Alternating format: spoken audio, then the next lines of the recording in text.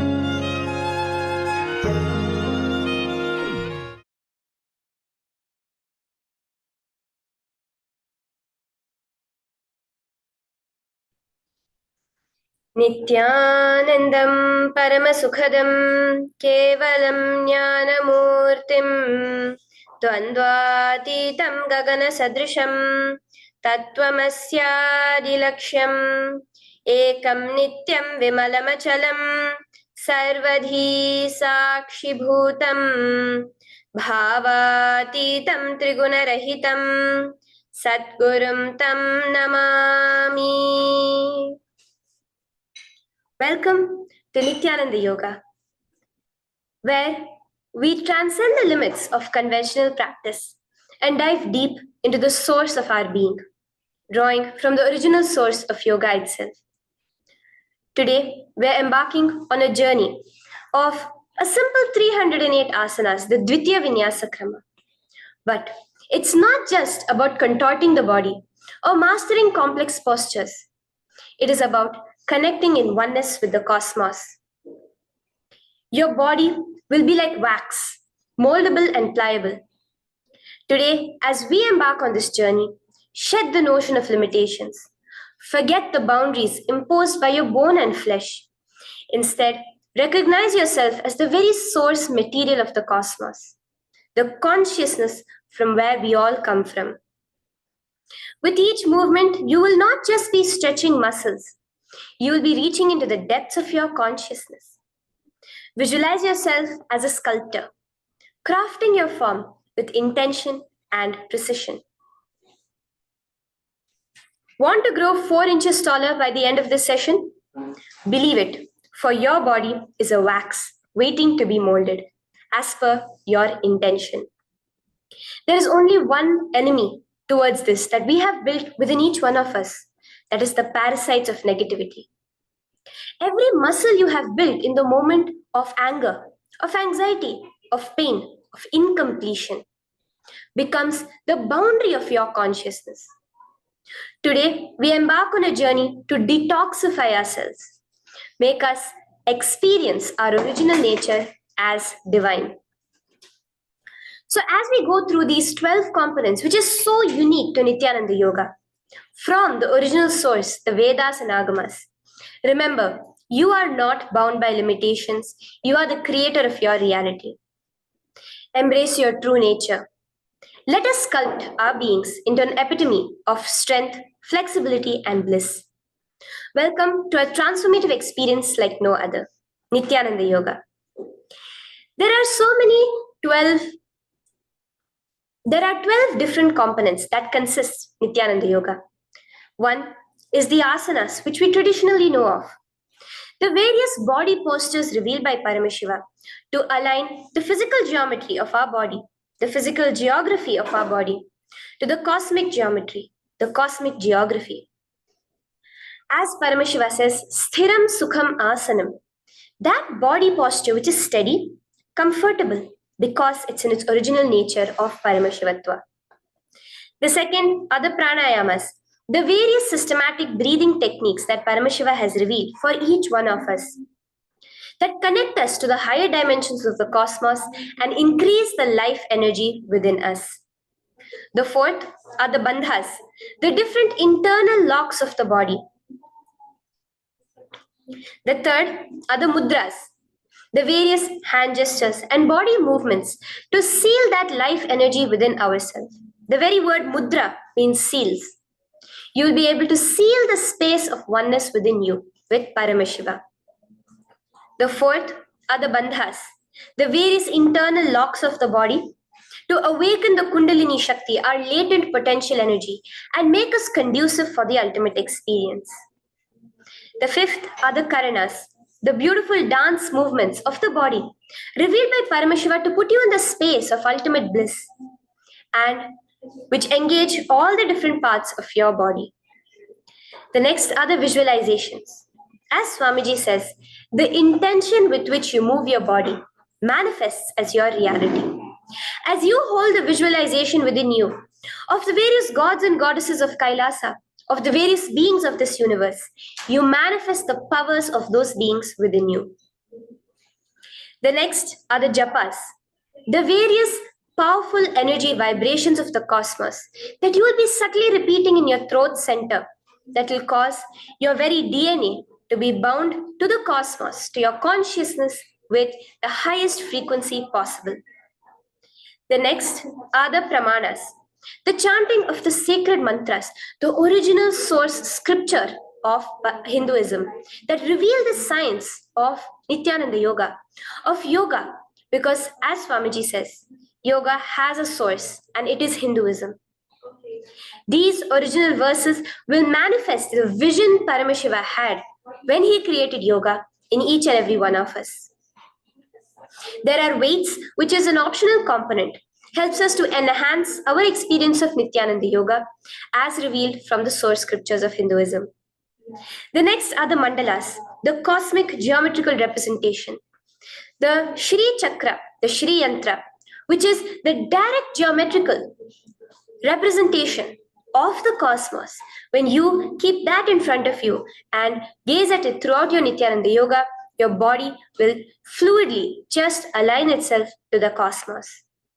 We have the Abharana, the Rudraksha, which we keep on our body, which acts as an energy battery, sucking in, storing the energy that we produce during this Nithyananda Yoga and releasing it to us throughout the day to fuel our entire day with consciousness. The last but not the least are the Aushadas, the various sacred herbs that you can apply to, which can be infused with the thought current of Parameshwatva to manifest it within you. With this understanding, let us get right into the practice of Nithyananda Yoga. which starts with invoking the presence of Paramashiva himself, the very being of Paramashiva, to witness our Nithyananda Yoga today, with the chanting of the Shiva Moola Mantra.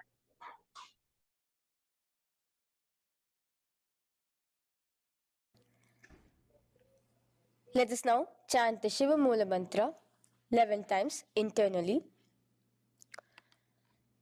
Om Ham Hom Shivaya Namaha. Om Ham Hom Shivaya Namaha. Om Ham Hom Shivaya Namaha. Om Ham Hom Shivaya Namaha. Om Ham Hom Shivaya Namaha.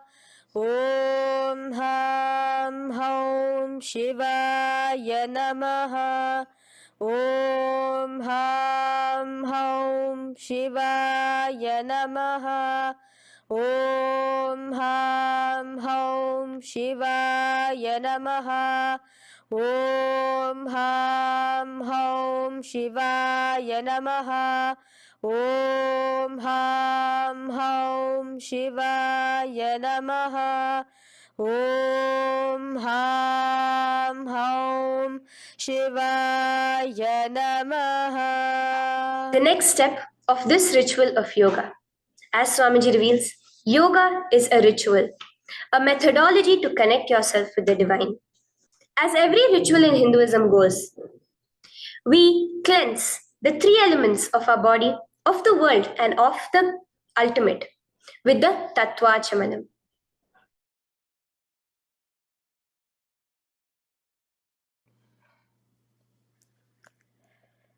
The next is the Tattvachamanam. So now I request all the participants to have the Panchapatram and the Uddharani, the traditional cup and the spoon filled with some fresh water. Now,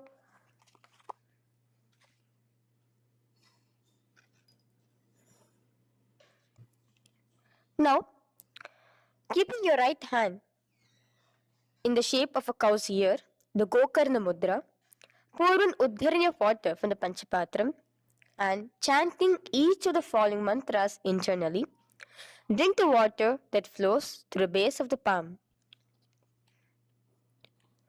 Om Atmatattvam Shodayami Svadha.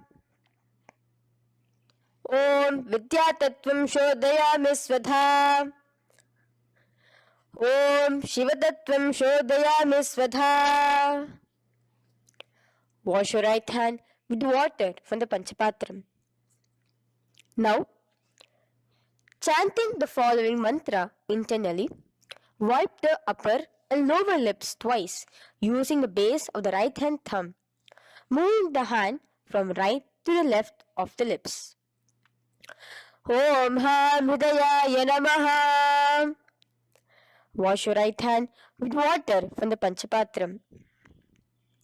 Now, with the tips of right hand index, middle and ring finger, touch above the upper lips and below the lower lips. Wash your right hand with water from the Panchapatram. Now, with the tips of right hand index finger and thumb joined together, touch your right nostril, left nostril.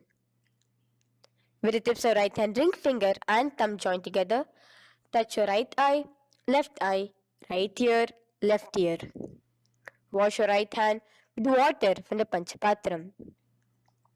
Now, with the base of the right hand thumb and little finger, touch the navel, right chest, left chest.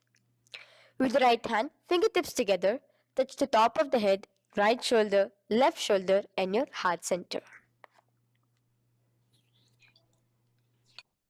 With that, we have the Sankalpa. The Sankalpa, the manifestation of our conscious intention. What is it today each one of us want to manifest through Nithyananda Yoga? Hold that in your inner space.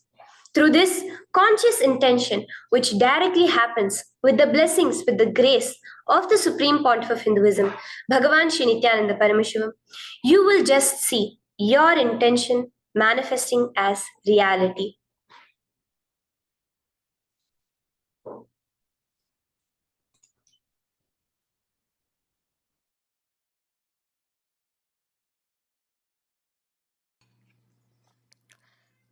The next is the Sankalpa, the conscious resolution. So now I request all participants now to, with your right hand, cover your left palm, which is the Sankalpa Mudra, and keep both the hands on the right thigh. Continue to keep this mudra till the end of the Sankalpa. Om ममोपात्त समस्त दुरिताक्षयद्वारा भगवत् श्री नित्यानंद परमशिव प्रीत्यर्थम श्री नित्यानंदेश्वरी परमशिव शक्ति समेत श्री नित्यानंदेश्वर परमशिव प्रीत्यर्थम च शुभे शोभने मुहूर्ते अद्य ब्रह्मणः द्वितीय परार्धे श्री श्वेतवराह कल्पे वैवस्वतमन्वन्तरे अष्टाविंशतितमे नित्ययुगे प्रथमे पादे जम्बूद्वीपे भारतवर्षे भरतखण्डे मेरोः दक्षिणे पार्श्वे शखाब्दे अस्मिन् वर्तमाने व्यवहारिके प्रभवादीनां षष्ट्याः संवत्सराणां मध्ये शुभनाम संवत्सरे शुभायने शुभऋतौ शुभमासे शुभपक्षे शुभतिथौ शुभवासरयुक्तायां शुभनक्षत्र शुभयोग शुभकरण एवं गुणविशेषण विशिष्टायाम् अस्यां शुभतिथौ श्री कैलासोन्नत द्वादशांत श्यामला पीठारूढ़ श्री मीनाक्षी सुंदरेश्वरा भिन्न स्वरूप परशिव पुत्र रत्न कुमार गुरुमन्य तुल्यावतार श्री पार्वती स्तन्यपान लब्ध दिव्य ज्ञान विश्रुत सकल निगमागम सारभूत द्राविड वेद प्रवक्त्रे श्रीमत् परम शिव करुणा समधिगत मुक्तामय चतुरश्रयान गीयमान छत्र चामर श्री चिन्ह काहलादि समस्त बिरदावल्यलंकृत ज्ञान विज्ञान चक्रवर्ती सर्वजन संग सद्यो निर्वाण दीक्षा व्यापवर्ग वर्ष विश्रान जीमूत परमत कलभ केसरी शैव सिद्धांत स्थापनाचार्य श्री राजाधिराज पांड्य महाराज गुरु क्षपन शाक्यादि महांधकार निवारण ज्ञान भानु वीक्षणा नरहार ध्वजोच्छेदन पूर्वक श्रीमद वृषभध्वज स्थापक शैव समय कर्त्रे सर्वज्ञ पीठारूढ़ श्री जगद्गुरु श्री ज्ञान संबंध देशिक स्वामी वागीश सुंदर माणिक्य वाचक स्वामिनाम अवतार भूत श्री ज्ञान संबंध स्वामी पुनरुद्धृत श्यामला पीत सर्वज्ञ पीत तृणवद्युत्तर द्विशततम गुरु महासन्निधान अरुणगिरि योगीश्वर परंपरागत अरुणाचल सर्वज्ञ पीठ गुरु महासन्निधान कैलास परंपरागत कांची कैलास सर्वज्ञ पीठ त्रयष्टम शतोत्तर द्विशततम गुरु महासन्निधान नित्योत्सव नित्य मंगल नित्य कल्याण नित्य रजित कैलास परंपरागत आदि कैलास नित्यानंद पीठ महासंस्थान महासिंहासन पीठ कर्त्रे साक्षात् श्री परम शिव समुद्भूत कैलास परंपरागत वैवस्वतमनि इक्ष्वाकु हरिश्चंद्र भगीरथ श्रीरामचंद्र सूरसेन इत्यादि अनवच्छिन्न सार्वभौम चक्रवर्ती परंपरागत चतुष्षष्टि योगिनी मंडित चतुष्षष्टि संप्रदाय प्रवर्तक मनुधर्म शासन सूर्यवंश प्राप्त सर्वज्ञ पीत सुरांगी साम्राज्य मूधाभिषिक्त चूदामणे साक्षात् श्री परम शिव समुद्भूत कपिल महागुरु पुनरुद्धृत महानिर्वाणि पीताष्टोत्तर सहस्र श्री महामंडलेश्वर साक्षात् श्री परमशिव समुद्भूत श्री महागणपति समारंभ अनवच्छिन्न पीतादीश्वर गुरु परंपरा प्राप्त अतल पीता अष्टोत्तर सहस्रतम अष्टोत्तर सहस्र श्री अतल पीताधीश्वर धर्म मुक्ति स्वर्गपुर स्वर्ण पीता त्रयोविंश गुरु महासन्निधान कैलास परंपरागत आदिपीठ सर्वज्ञ पीठ जगद्गुरु श्री कैलास पुनरुद्धारक श्री कैलास परमाचार्य श्रीमत् परमहंस परिव्राजकाचार्य वर्य सच्चिदानंद प्रणव स्वरूप श्रोत्रिय ब्रह्मनिष्ठ श्रीमद् जगद्गुरु श्रील श्री भगवत श्री नित्यानंद परम शिव श्री ज्ञान संबंध देशिक परमाचार्य स्वामिनां प्रीत्यर्थम तेषां पादारविन्दयोः भक्ति सिद्ध्यर्थम गुरु कृपा कटाक्ष सिद्ध्यर्थम क्षेम स्थैर्य वीर विजय आयुरारोग्य ऐश्वर्यानां अभिवृद्ध्यर्थम धर्मार्थ काम मोक्ष चतुर्विध फल पुरुषार्थ सिद्ध्यर्थम समस्त दुरितोपशान्त्यर्थम समस्त मंगलावाप्यर्थम भगवत श्री नित्यानंद परम शिव प्रसादेन सकुटुम्बस्य ज्ञान वैराग्य जीवन मुक्ति प्राप्त्यर्थम भगवत श्री नित्यानंद परम शिव कृपा कटाक्षेण पूर्ण आरोग्य युक्त दृढ़गात्र यौगिक शरीर सिद्ध्यर्थम परम शिव शक्ति आविष्करणार्थम नित्यानंद योगाभ्यासं करिष्ये. Now wash your right hand with water from the Panchapatram. Om Apaupasprisya. Now, let's get started with the asanas. Okay? Sit first in a cross-legged position on the ground in Sukhasana.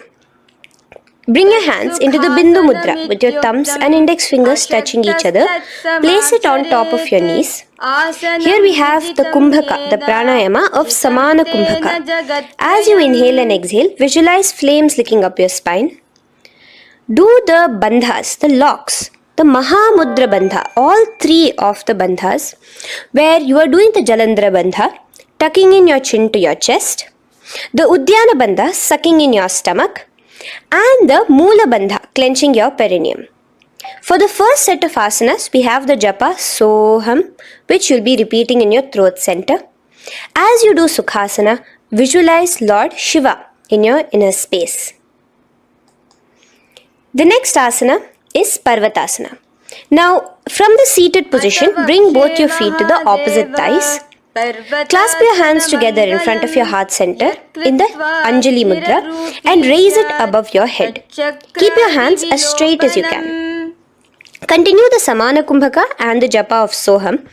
Remain with all the three bandhas, the chin to your chest in Jalandhara Bandha, the stomach tucked in Udyana Bandha, and the clenched perineum in Moola Bandha. Here, visualize yourself as Mount Kailash. The next asana is Hali Pavasana. Now slowly bring your feet together in front of your body as you stretch it out a little further away. Now bring your hands behind your back and clasp the left hand by your right. Lean forward, placing your forehead on the ground as you continue to engage all the three bandhas. Here, gaze at your nose. Visualize Swamiji, the Supreme Pontiff of Hinduism, in your inner space. Now, in a similar position from Hali Pavasana, just release your hands Slightly get up and bring your hands in front of your body. Place them on the ground, cupping your hands, making a hollow in Nagi Pavasana. Visualize yourself as a snake gazing at your nose. Continue the japa, the pranayama, and all three bandhas engaged. Now, raise up. This is Kokilasana. Hold your big toes with your index and middle finger in the Prana Mudra. Stretch your legs straight out and upwards. Cross it into Padmasana. Bring it to your opposite thighs. Lean forward and down onto your elbows. Again, tuck your chin into your chest, suck in your stomach, and clench the perineum in the Mahamudra Bandha. Visualize yourself as a bird in Kokilasana. The next is Nithyananda. Now, raise up again. Bring one ankle to the top of the opposite knee. Hold the elbows with your hands. Hold the respective elbows with the opposite hands.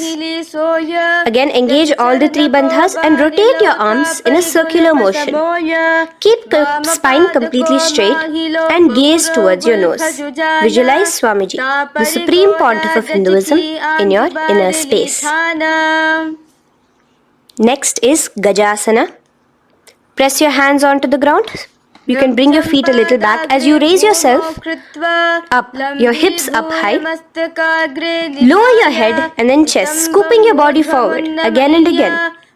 Here, engage the Udyana Bandha, where you suck in your stomach along with the Mula Bandha, clenching the perineum. Visualize yourself as an elephant. Gajasana.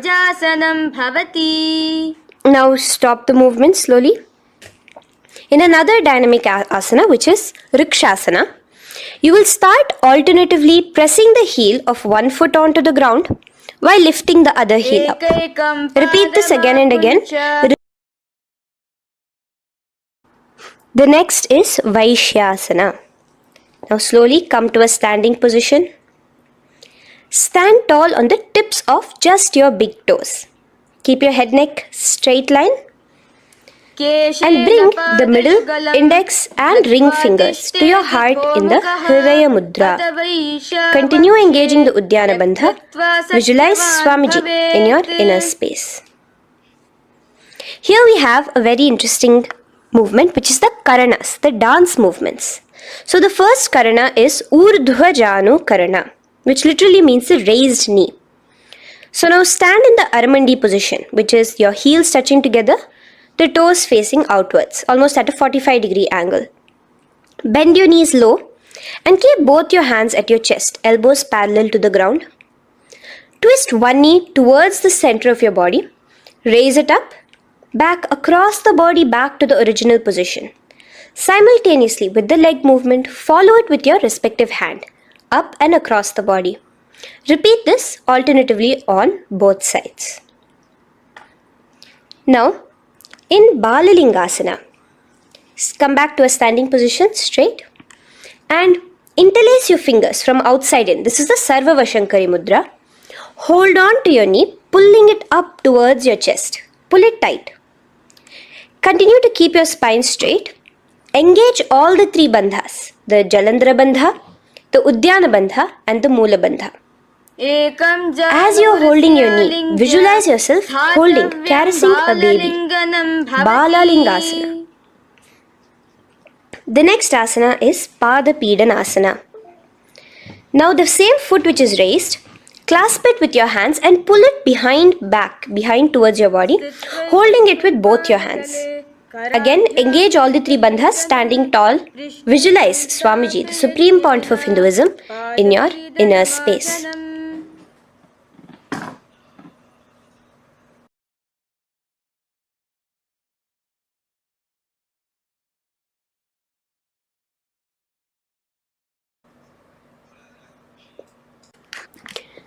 From here, let's enter into Natarajasana. Now, the same foot you're already holding behind your back, twist the same hand of that leg inwards and pull the leg back. Extend the opposite hand forward with the index and thumbs together, again in the Bindu Mudra. Now, kick pull the foot back and up while leaning forward in Natarajasana. Hold your balance here. Here you will be engaging only the Moola Bandha, visualizing yourself as Lord Nataraja, the Lord of Dance.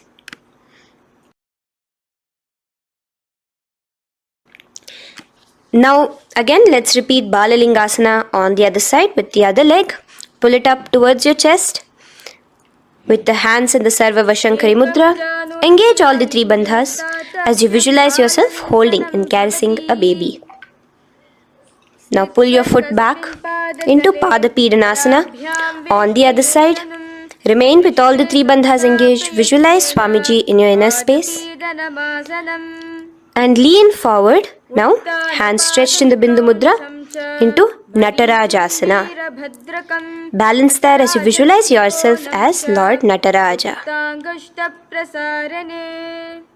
Now come back to a standing position. Release your leg. Gain your balance as we enter into the Ardharechita Karana. Now again bring yourself to the Aramandi position. Heels together, toes pointed outwards and knees bent. Now from this position, bring your right foot onto the tips of the toes behind the left heel. The heel should be up. Bring your left hand towards your chest, parallel to the ground again, and extend the right arm out and wide like a pendulum. Bring it back towards your chest. Now while your arm is swinging, remember to move your fingers one by one inwards towards the palm and then outwards. Now place the right hand over the nose. Uncross your ankles. Let's do this on the other side also. Cross the left ankle behind and stretch the left hand out like a pendulum.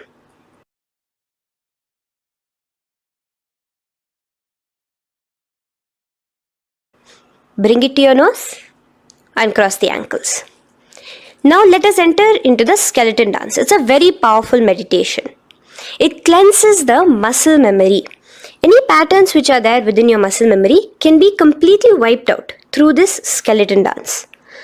Just 2 simple steps. Now stand straight. Visualize yourself as a skeleton. You can close your eyes. Just visualize yourself as pure bones. There are no muscles, no veins, no nerves, tissues, organs, nothing. Just bones, a skeleton form. And shake your body intensely. As a skeleton, you are moving yourself wildly, intensely. Just shake it all out. Move your hands, move your legs, your head. Let there be no bone in your body untouched. Just move it. Move wildly, shake. Literally feel yourself throwing all the patterns out of your system with the intensity of your shaking.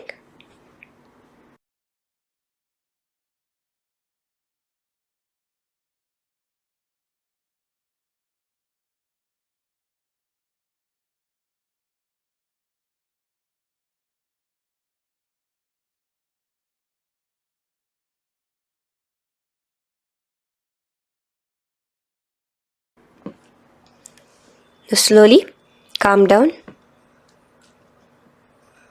Take a few steps, gain your breath back. That's a powerful meditation we did. Let us do the next Karana. Again, come back to a standing position. Do the Aramandi. Your toes outwards, knees bent with your feet together. Now here, raise your hands above your head. Keep your palms completely straight and cross the wrists with the palms facing forward and the back of the hands outward. Now from the crossed wrists, uncross the wrists, spreading your arms out wide while you turn your hip towards the side. Turn by the waist sideways. Bring your hands back over the head and turn on the other side. Repeat this on the other side. Do it again. Let's twist out. Come back to the middle and twist out again. This is the Katichina Karana. Now stand tall. Raise your hands above your head. Bring yourself to the top of the tip of your toes. Let your hands face each other parallel to the ears. You're tall, pushing yourself, stretching yourself. Again, engage all the 3 bandhas. Tucking in your chin to the chest, sucking in your stomach and clenching your perineum. Visualize yourself as a palm tree. We have the japa changing over here, where you will be repeating Shivoham in your throat center. Tadasana. Now, as we enter into Uttanasana, relax and lean forward, bringing your hands on by the ground next to your feet. Keep your palms flat on the ground. Try your best. Engage all the three bandhas. Remain with all the three bandhas engaged as you visualize Swamiji, the Supreme Pontiff of Hinduism himself, in your inner space. Now jump your feet back into Tarakshvasana, coming to a plank position. Keep your hands shoulder width apart. Be steady there. Chuck in your chin to your chest in the Jalandhara Bandha as well as engaging the Moola Bandha. Now rotate your head while in the Jalandhara Bandha from shoulder to shoulder, side to side. This is Tarakshvasana. Visualize Swamiji, the Supreme Pontiff of Hinduism, in your inner space. Yes. Now lay flat onto the ground in Bhujangasana. Lower your entire body down. Now point your toes backwards. Keep your hands by the side of your chest and push yourself off the ground. Remember to use the strength of your lower back to hold yourself up. Open your mouth wide. Inhale through the hollow of your throat and exhale through your nose. This is the Bhujangani Mudra. In Bhujangasana, you will visualize yourself as a cobra. Now come back into a plank position. So you can tuck in your toes and come back into a plank position. In Shashasana, alternate bringing one knee towards your chest, back and forth. So you'll bring one knee front, push it back and bring the other knee. Repeat this again and again. Do the Sahaja Kumbhaka. Simple breathing in, breathing out. Engage the Moola Bandha, clenching your perineum. Visualize Swamiji, the Supreme Pontiff of Hinduism. Okay. Now place your legs back into the plank position as we enter into Rathasana. Again, bring one foot between your hands and alternate jumping one foot back and bringing the other foot forward simultaneously. Again and again. Continue the Sahaja Kumbhaka and the Moola Bandha engaged as you visualize yourself as a chariot, a Ratha, in Rathasana. Now, into Veerabhadrasana. Remain one leg in between your hands. So as you jump, one leg comes between your hands. Stop in that position. One leg stretched back. And raise yourself up into a standing position. So the front foot will be pointing forwards and bent at a 90-degree angle. The knee will be bent at a 90-degree angle. The other leg, which is extended back, the foot will be pointed sideways at a 45-degree angle. Now raise your palms, hands up, parallel beside your ears. Do the Uddiyana Bandha along with the Moola Bandha, pulling in your stomach in.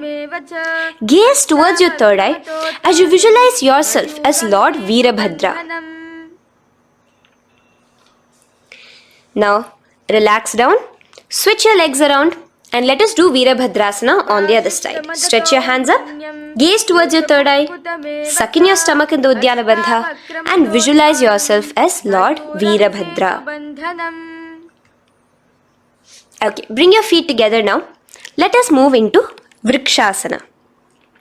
Now stand tall, gain your balance here slowly. Bring one foot towards the inner thigh.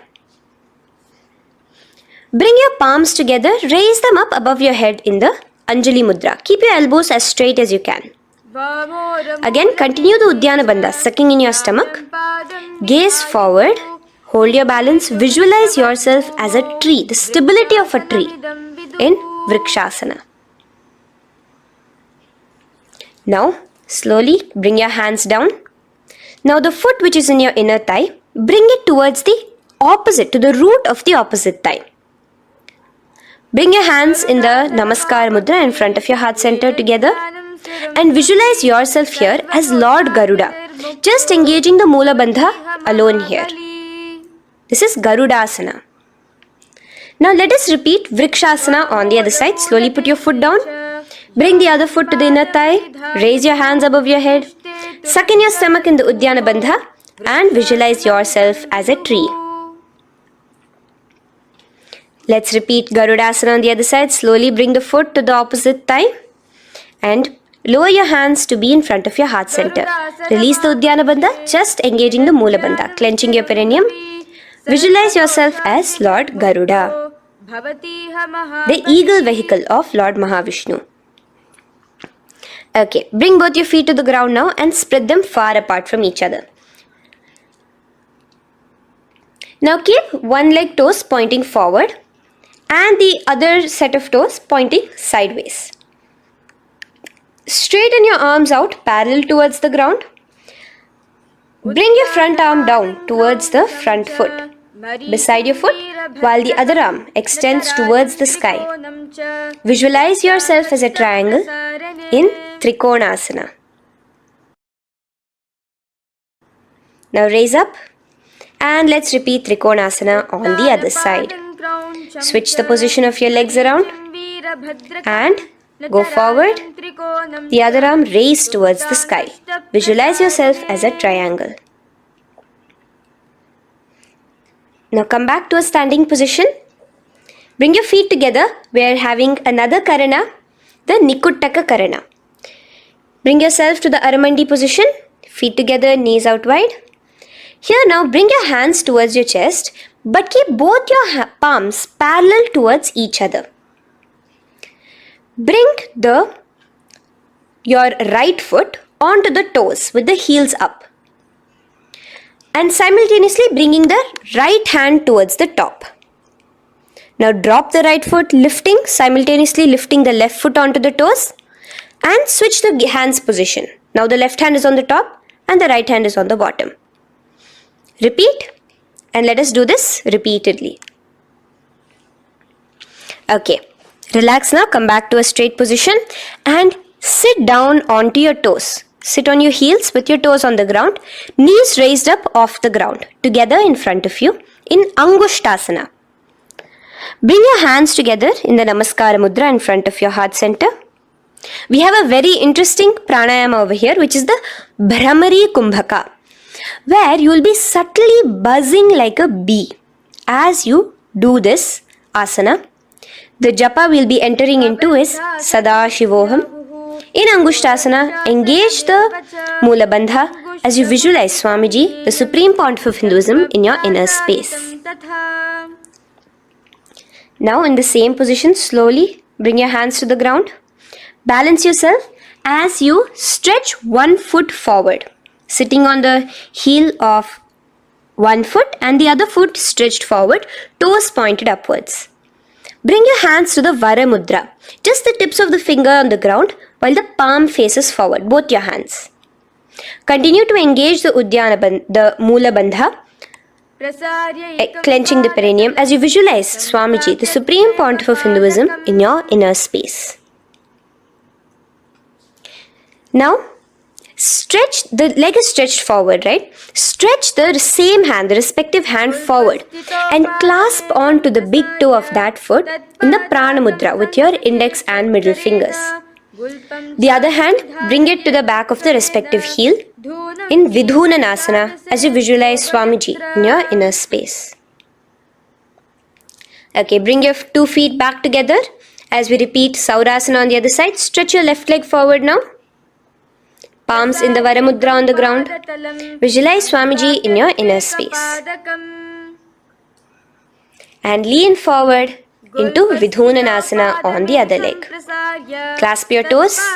Bring the other hand to the back heel. Continue to visualize Swamiji. Now bring your 2 feet back together as you continue to sit on the heels, getting a nice toe workout here. Balance on your toes, bring your knees together in front of you.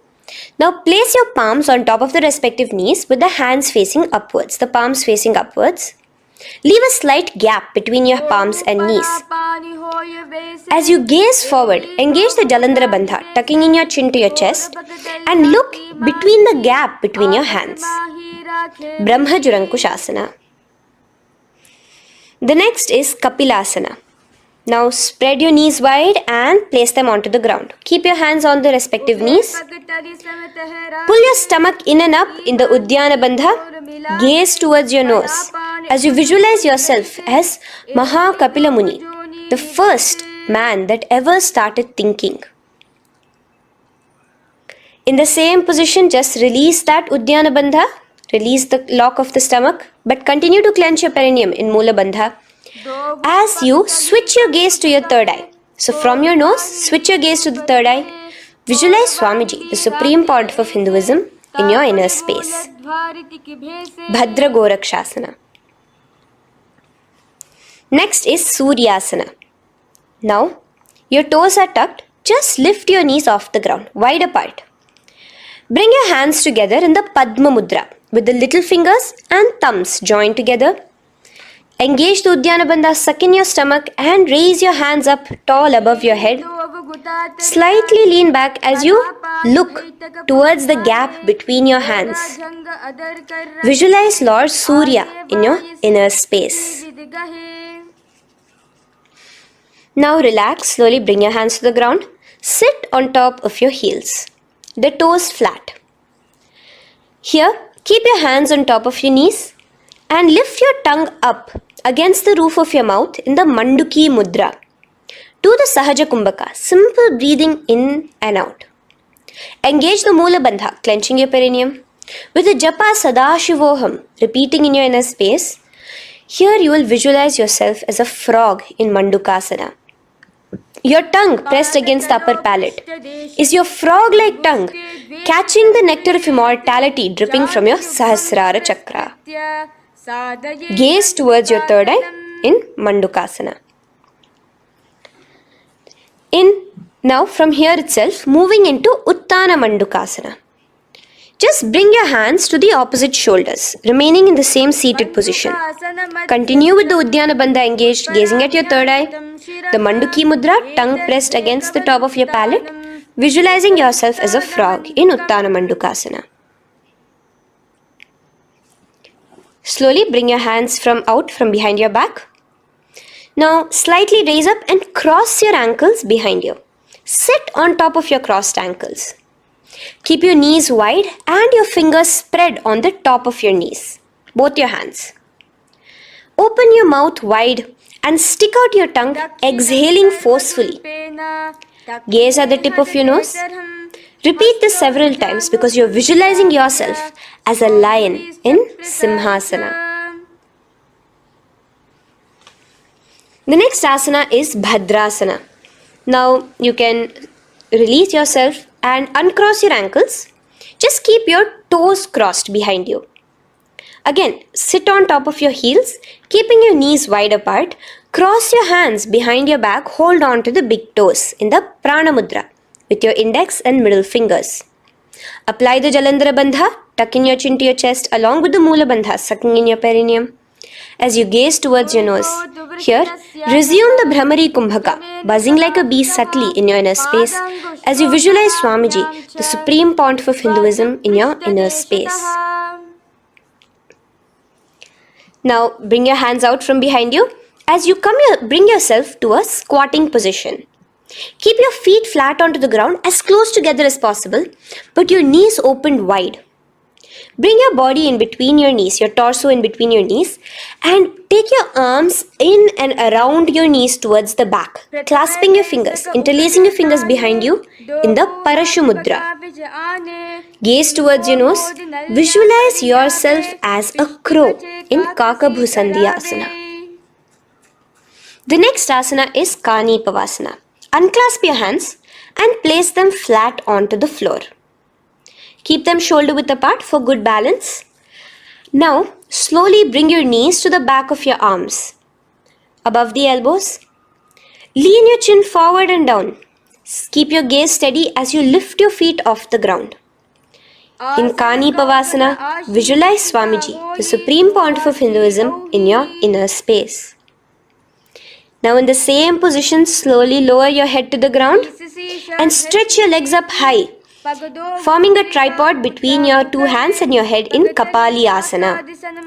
Gaze at your nose. Continue the Brahmari Kumbhaka. Continue engaging the Moola Bandha and the Japa of Sadashivoham.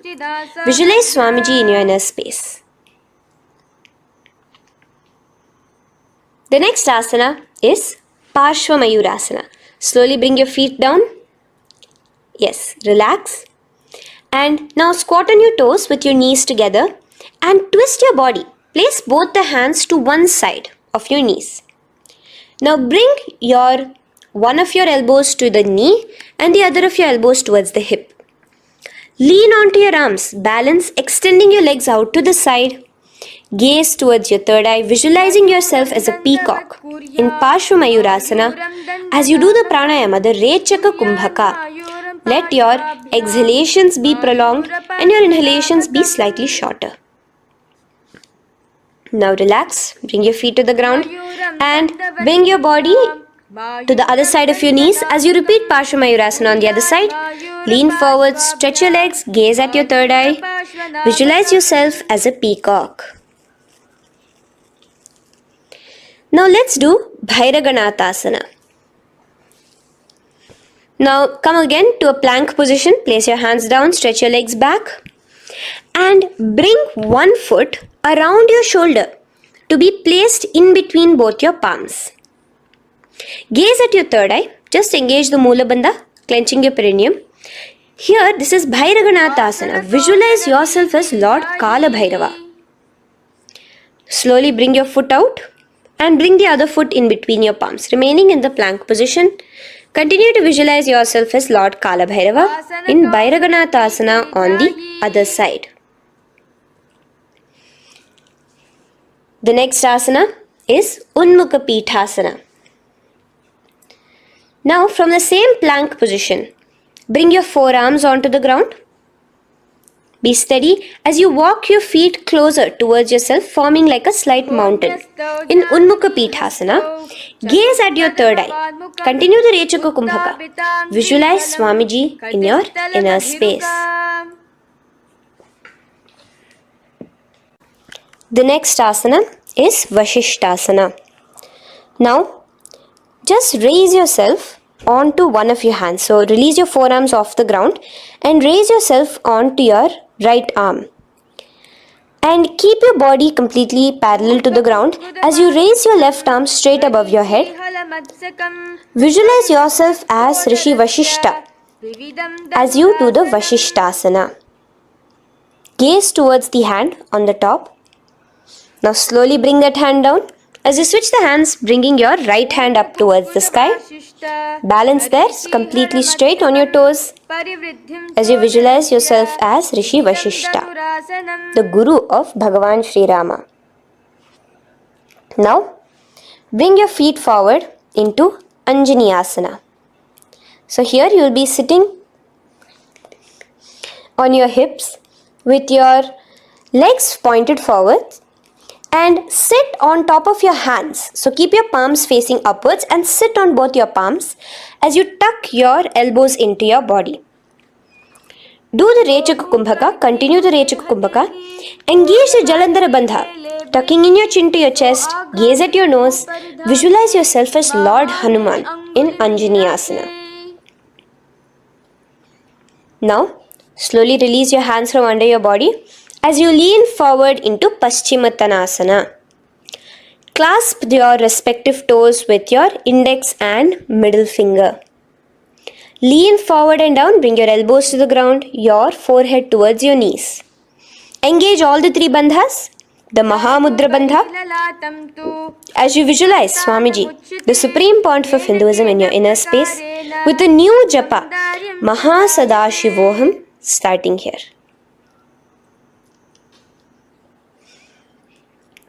The next is Ugrasana.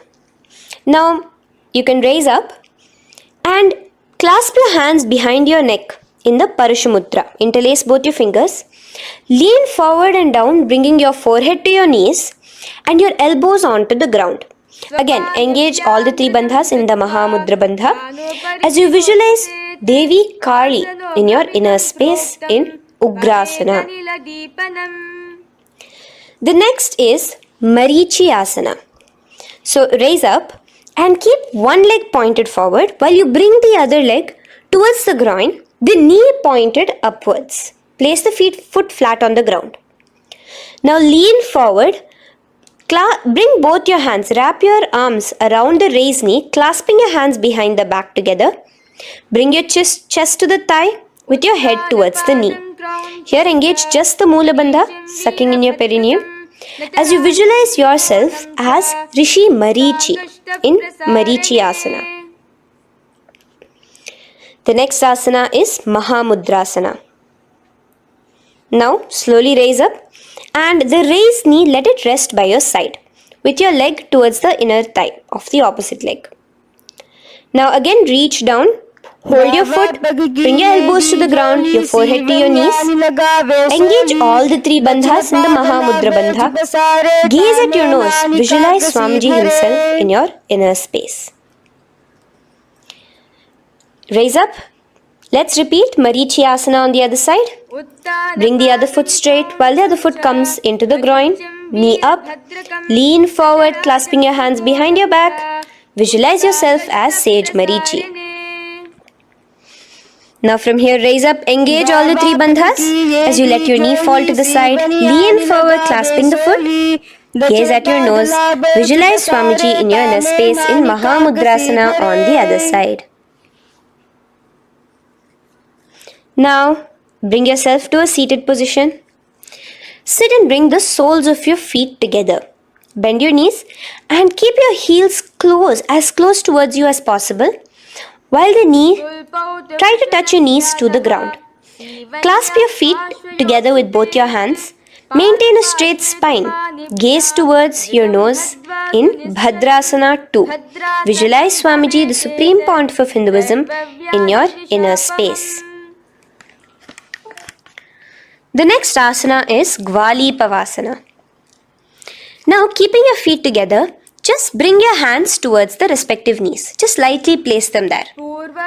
Tuck your chin to your chest in the Jalandhara Bandha, continuing to engage the Moola Bandha, clenching your perineum. As you gaze at your nose, visualize Swamiji, the Supreme Pontiff of Hinduism, in your inner space. Now, push your soles slightly further away from you. The joined feet, push it further away from your body. And lean forward, keeping both your hands, the fingers inside of the feet. Hold the soles of your feet. Lean forward and down. Bring your forehead to the ground. Gaze at your nose. Visualize the Yoni Mandala in your inner space. In Joni Asana. The next is Midiki Pavasana. Raise up. Stretch your arms out wide beside your body as you lean forward, your arms going over your knees. Bring your forehead to your feet. Continue to gaze at your nose. Visualize Swamiji, the Supreme Pontiff of Hinduism, in your inner space. Now, in Siddha Samadhi Asana, raise yourself up. Now, put your forearms underneath the calves of the respective legs.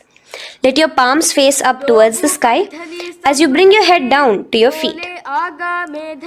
Gaze at your nose as you visualize Lord Surya in your inner space in Siddha Samadhi Asana.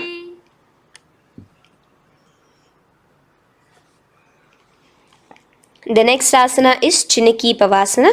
Raise up now. Bring both your feet together in front of you. Bring your feet back close to your body. Now place your hands underneath both the feet and pull your feet open like a book facing towards the sky. Both your feet. Press your elbows onto your thighs near the knees and gaze towards your nose, visualizing Swamiji in your inner space in Chiniki Pavasana. Giving yourself a nice stretch. Now release your feet and bring your hands to the respective knees. Gently push down on your knees, pushing it towards the ground. Suck in your stomach in the Udyana Bandha. Gaze at your third eye, visualizing Swamiji in your inner space. This is Charapata Chokasana. The next asana is Bhairavasana. Now continuing to remain with your feet together, you can use the help of your hands to bring your toes onto the ground with your heels pointed upwards. Just push yourself and try to do it. Continue to remain with the Uddiyana Bandha engaged, your stomach sucked in. Bring your hands to the Bindu Mudra with the index and thumbs together on top of the knees. Gaze at your third eye. Visualize yourself as Lord Kala Bhairava in Bhairavasana. The next asana is Samanasana. So slowly you can bring your feet out from underneath. Take now one foot towards your chest, holding with both your hands as the other foot rests by the perineum. Pull the sole onto your chest. Gaze at your third eye. Visualize yourself holding the breath in the Mooladhara Chakra, the Chaturdala, the 4-petal lotus of your body. Gaze at your third eye. Visualize Swamiji, the Supreme Pontiff of Hinduism, in your inner space in Samanasana. From here, let's move into Apanasana. Now, the foot that you have towards your chest, just bring it over your shoulder and place both your palms onto the ground beside you. As you lift the leg by your perineum, stretch it out and lift it up high into the sky in Apanasana. Gaze at your third eye, visualizing Swamiji in your inner space. Let's repeat Samanasana on the other side. Bring your foot down. Clasp the other foot towards your chest. Gaze at your third eye, visualizing Swamiji in your inner space. And bring the foot onto your shoulder as we repeat Apanasana on the other side. Stretch your leg out straight in front of you, up high towards the sky, gazing at the third eye, visualizing Swamiji in your inner space. Okay, relax slowly. Let's move into Gomukhasana. Now, sitting in a seated position, cross one leg over the other, like over, and align the knees together at the center of your body and the feet by the opposite hips. Place both your hands on top of the stacked knees. Gaze at your nose.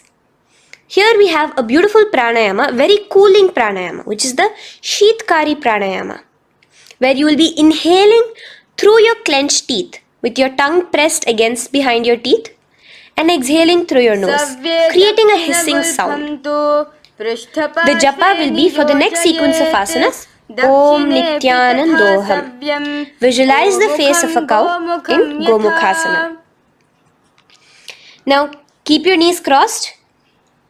From the knees, bring your hands towards the respective toes on the side of the body. Clasp the big toe in Pranamudra. Suck in your stomach in the Uddiyana Bandha. Visualize yourself as Rishika Anasuya in Anasuyasana. Now in Anusuyasana 2, just bring your hands behind your back, clasp together, interlaced fingers in the Parashamudra. Lean forward and down. Try to bring your nose to touch the ground in front of you. Just visualize yourself as Rishika Anasuya and gaze at your nose. Anusuyasana 2. Raise yourself up now. Now bring one foot towards the perineum, knee resting on the ground. Raise your other foot with the foot in front of the lying down, knees pointed upwards towards your chest. Place your hands on the respective knees. Keep your spine tall, chest out. Gaze at your nose. Visualize yourself as Lord Garuda, the eagle vehicle of Bhagavan Mahavishnu. Garudasana 2. From here, moving into Naradasana. Now, keep both your hands, bring both your hands behind your neck and clasp them in the Parashamudra. Interlace your fingers behind your neck. Twist outward of the raised knee. Just keep your whole body outside of the raised knee. Gaze towards your third eye, visualizing yourself as Devarishi Narada in your inner space. From Naradasana, let's enter into Matsya Pithakasana. Place one foot on the top of the opposite thigh. Wrap your respective arm across the knee, holding on to the opposite shin. Extend the opposite hand straight. Hold on to the respective toe with the index and middle fingers in Prana Mudra. Gaze towards your nose. Visualize Matsyavatara, the fish form of Bhagavan Mahavishnu in your inner space in Matsya Pithakasana.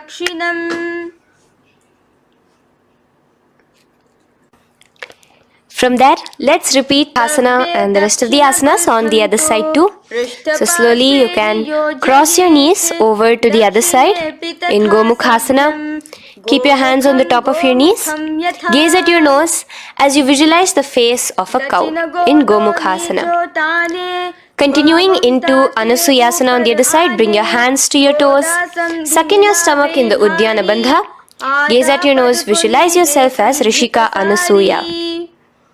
And lean forward, bringing your hands behind your back in Anusuyasana 2. Interlace your fingers in the Parashamudra. Continue to gaze at your nose, visualizing yourself as Rishika Anasuya. As you relax the Uddiyana Bandha, just clenching the Mula Bandha alone. Raise up, bring your feet together in front of you as we enter into Garudasana 2. Place your hands on the respective knees. Stay straight. Visualize yourself as Lord Garuda as you gaze towards your nose. And twist your body out of the raised knee, hands clasped in the Parashamudra behind your neck. Gaze at the third eye, visualizing yourself as Devarishi Narada. And bring the foot to the opposite thigh as we enter into Matsya Pithakasana on the other side. Clasp your toe in Prana Mudra. Gaze at your nose, visualizing Matsya Avatara, the fish avatar of Lord Vishnu in your inner space. Now let's enter into Matsyendrasana. Remaining in the same position with one foot on the opposite thigh, place the other foot on the ground on the far side of the other thigh. Twist. Bring your elbow outside the raised knee. Keep the raised arm by your neck. Turn backwards. Gaze towards your third eye, the other hand straight out. Visualize Matsyendranatha, the great Rishi and master of Hatha Yoga in your inner space. Just switch your hands around.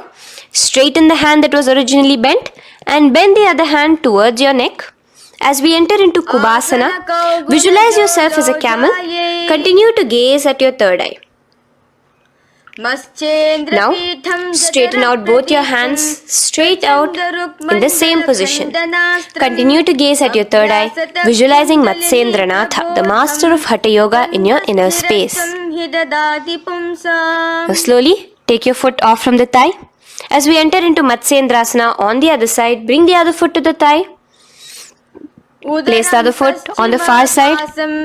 Twist, bringing your elbows outside of the raised knee, hands on the head. The other hand stretched out back. Twist, gazing at your third eye. Visualize Matsyendranatha in your inner space.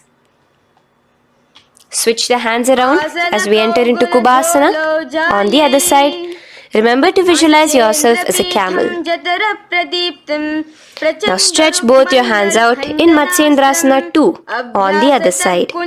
Visualize Matsyendranatha in your inner space. Now, with one leg on the thigh, bring the other foot too to the opposite thigh in Padmasana. Place your palms on the respective knees.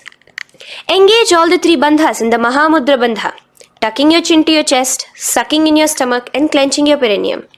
We have a new pranayama here, which is the Shitali Kumbhaka, where you will continue to inhale through the teeth without creating the hissing sound and exhale through your nose. A new japa of Om Nithyananda Sadashivoham starts here.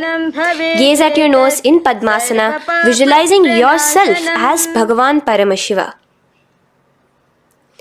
Now, keeping your legs in the same position, just cross your hands over each other, clasping onto the toes with your index and middle fingers in the Prana Mudra.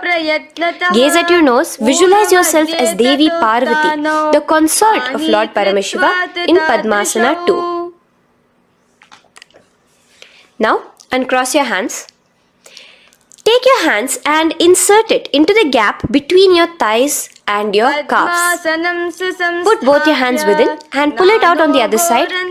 As you balance on your hands, lifting your whole body off the ground, visualize yourself as a rooster in Kukkutasana. Now relax. Take your hands out from inside your feet as we enter into Baddha Keki Asana. Place your hand onto the ground as you raise up on your knees. Place your palms on the ground, fingers pointing towards the legs. Now keep your elbows together, pressed against your navel. Slowly lean forward, balancing, and extend your knees off the ground, visualizing Swamiji in your inner space. In the same position, stretch your legs out behind you. In Mayurasana, visualize yourself as a peacock. Hold your balance. Relax now. Yes, relax flat onto the ground into Makarasana. Lay down completely flat. Keep your feet pointing outwards, far away from each other. Place your forehead on the mat. Interlace your fingers behind your neck in the Parishamudra. Just relax, visualizing yourself as a crocodile as we go back to the Sahaja Kumbhaka. The simple breathing in, breathing out. Just keep the Moola Bandha alone engaged.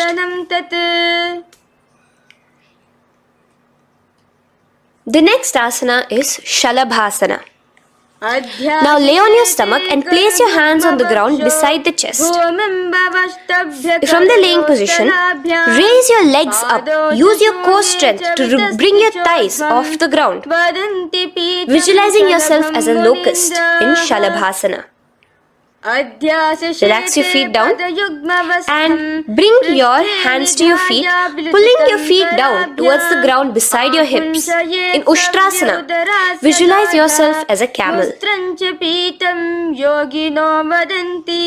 Now slowly kick your legs back. Rise your hand is clasping your feet. Pull your feet towards the sky, lifting your chest and thighs off the ground. In Dhanurasana, gaze at your third eye. Visualize yourself as Paramashiva's bow. Relax slowly and come up to a sitting position. In Bhagasana, sit on both your knees with your head, neck and spine straight.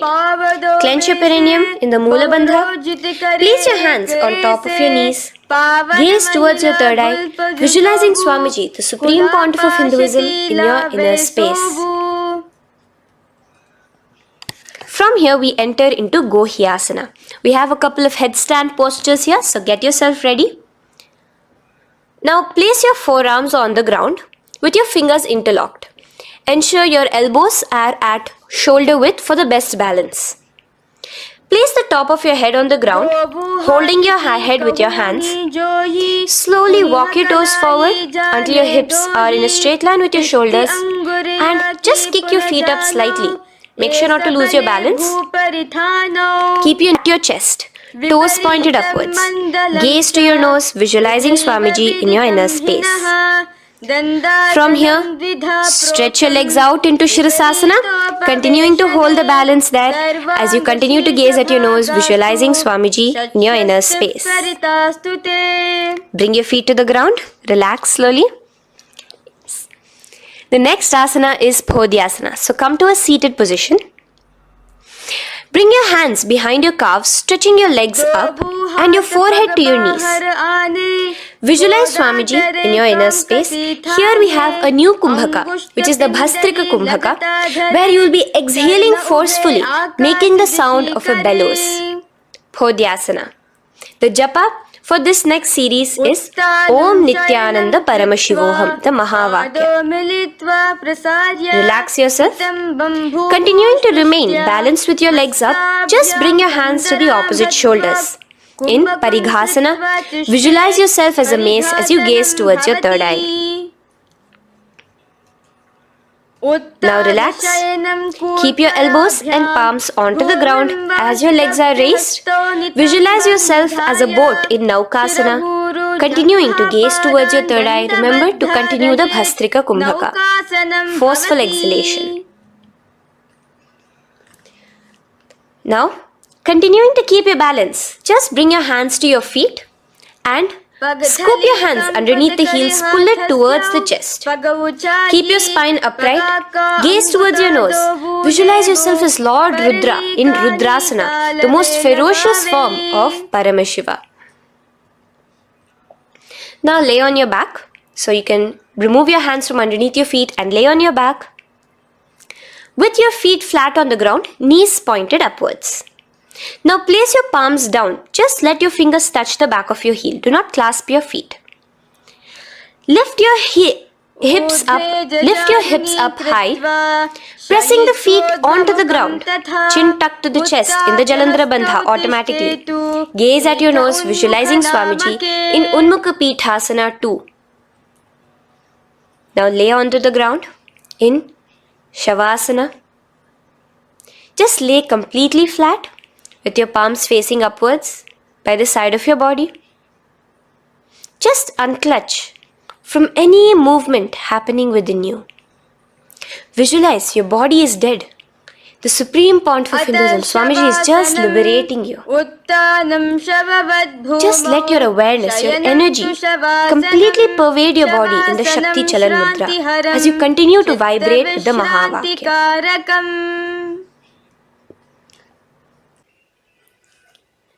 Roll over to one side and come to a seated position. Feel the life entering your body back. In a seated position, let us get continued with the sequence. We have 200 asanas more to go, starting with Yathasanishtasana. In Yathasanishtasana, sit in any posture you are completely comfortable in, bringing your hands into the Bindu Mudra with the thumbs and index touching. Start off with the Samana Kumbhaka. As you're inhaling and exhaling, feel flames licking up your spine. Clench your perineum in the Moola Bandha with the japa Om Nithyananda Paramashivoham for the remaining of the sequence. Visualize Swamiji in your inner space. From here, moving into Samasana, where you bring your feet to a cross-legged position. Keep your hands on your knees with the thumbs and index touching in the Bindu Mudra. Just inhale and exhale as you visualize Swamiji in your inner space. The next is Muktasana. Press your left foot against your genital region. Place the right foot on top of your left. Keep your hands facing downwards on top of your knees. Sit straight, gazing towards your nose. Visualize yourself as a sage liberated by Swamiji himself. Now, continue to remain in the same position as we go into Siddhasana, where your gaze will be switching from the nose to your third eye. Continuing to visualize Swamiji in your inner space, ensure the Moola Bandha, the perineum, is locked. In Siddhyasana now, continuing the same position. Engage all the three bandhas, sucking in your stomach, bringing your chin to your chest in the Mahamudra Bandha. Switch the gaze to the ground in front of you from your third eye. Visualize Swamiji in your inner space. Now, relax the Uddiyana Bandha and Jalandhara Bandha. Just keep the Moola Bandha, the perineum, alone clenched as we enter Rudrasana 2, where your legs will remain in the same position, just your hands alone. From resting on your knees, will turn around to the Bindu Mudra, the thumbs and index touching. Gaze towards the third eye. Visualize yourself as Lord Rudra, the fierce dimension of Paramashiva. The next is Santadhunasana. Keep your hands in the Bindu Mudra, your legs crossed in the same position as you switch your gaze from your third eye to your nose, visualizing Swamiji, his tranquility, unshakable nature. Now, relax the Bindu Mudra, keep your legs in the same position, and bring your hands to your navel, cupping one palm over the other in the Samputa Mudra. It looks sort of like a lotus bud. Continue to visualize Swamiji in your inner space in Siddhasana 2. The next asana is Bandha Yoni Asana. Maintaining one heel over the other in the same position of the legs, bring your hands to your face in the Shanmukhi Mudra. So just listen carefully now. Bring your little fingers beneath the bottom lip of both hands. Your ring fingers above your upper lip. Your middle fingers closing your nose, your nostrils. Your index finger covering your eyes. And your thumbs pressed into your ears. This is Bandha Yoni Asana, visualizing Swamiji in your inner space.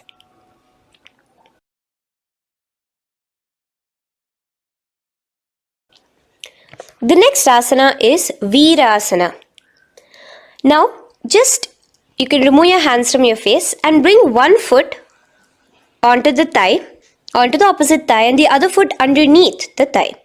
Keep your hands in the Bindu Mudra, thumb and index fingers together on the top of your knees as you embody the space and state of bravery, Veera, in Veerasana. Now, changing the leg position again as we enter into Valmikasana. Keep your left heel on the right side of the generative organ, toes under the thigh. Keep your right foot on top of the left leg, toes by the knee. Again, bring your hands into the Bindu Mudra on top of the knees. Gaze towards your third eye. Visualize Rishi Valmiki, the poet, the first poet and author of Ramayanam. The next asana is Joni Mudrasana. So you're going to remain here as you switch your gaze to your nose, visualizing the Yoni Mandala, a beautiful formation, divine cosmic geometry, representing Devi, Shakti, a symbol of the creative energy of the universe in Joni Mudrasana. In the same position, switch your gaze to your third eye, continuing to visualize the Yoni Mandala in your inner space. Now, let's move into Bhadrasana 3. So bring your feet, the soles of your feet together, uncross them and bring them together in front of your body. Hold it with both your hands, pulling it against you. Push your knees down towards the ground. As you gaze at your nose, suck your stomach in the Udyana Bandha. Visualize Lord Veerabhadra in your inner space. Bhadrasana 3. In the same position, we are entering into Aghorasana, where your left hand will rest on top of the left knee, while your right hand comes towards your face. Now, do the Khechari Mudra, where you are bringing your tongue towards the upper palate, gazing towards your third eye. Now, with your right hand, cover your mouth, close the left nostril with your index finger, inhale through the right nostril. Close both the nostrils, hold your breath and exhale through the left nostril in the Abhyantara Kumbhaka. Repeat this on the other side. Visualize yourself as an Aghori, completely dedicated to Paramashiva in Aghorasana. The next asana is Kaneri Pavasana. So you can distance your feet a little away from your body. As you lean forward, place your elbows onto the soles of your feet and rest your chin on your palms. Gaze at your nose, suck your stomach in Udyana Bandha. Here, continuing with the Rechaka Kumbhaka, where your exhalations are prolonged than your inhalations, visualizing yourself as a female elephant drinking water in Kaneri Pavasana. The next asana is Parasana. So now, come to a seated position, raise yourself up and keep your knees raised. Bring your hands underneath your knees, between your calves and thighs, and clasp them together. Interlace your fingers in the Parashamudra in front of your navel. Lift your feet off the mat. Visualize Swamiji, the Supreme Pontiff of Hinduism, in your inner space as you gaze at your nose in Parasana. The next asana we'll be moving into is Gopi Chandasana. Now, take your hands out from in between the feet as you let your feet rest on the ground. Take your hands out from underneath your calves. Interlace your fingers around the feet with the soles of the feet together and raise it up towards your chest. Rest your knee on top of your feet. Gaze at your nose. Embody the state and space of a king in Gopi Chandasana. The next asana is Udarasana. So now just quickly release your legs, bring your hands underneath your calves and hold on to your feet again from inside out, both your feet together. Bring your feet up to your chin, resting your chin on top of the interlaced fingers. Bring your feet to your chest, gaze at your nose, visualizing your body, the Supreme Pontiff of Hinduism, free from any defects in Udarasana. Now, in the same position, just lift your legs up towards your head. Let the top of your hands come towards the top of your head, your forehead. And this is Vishishtasana. Visualize yourself excelling in everything in this posture. Now, slowly relax. Keep your hands underneath your shins as you take your hands up to the shoulder, pulling your hand and interlacing your fingers behind your neck. In Bhujasana, visualize yourself as a cobra. The next asana is Kalyanasana. So in the same seated posture, bring your hands around from behind your neck, remove them and put them around your back, interlacing the fingers behind you. Gaze at your nose. Visualize yourself as a beautiful, auspicious goddess in Kalyanasana.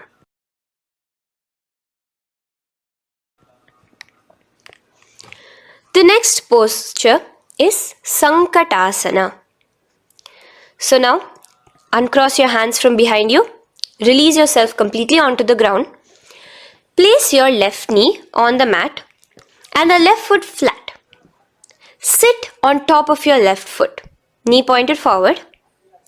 Raise your right leg on top of the left, bringing the right heel to the left hip. Place your hands on the opposite knees.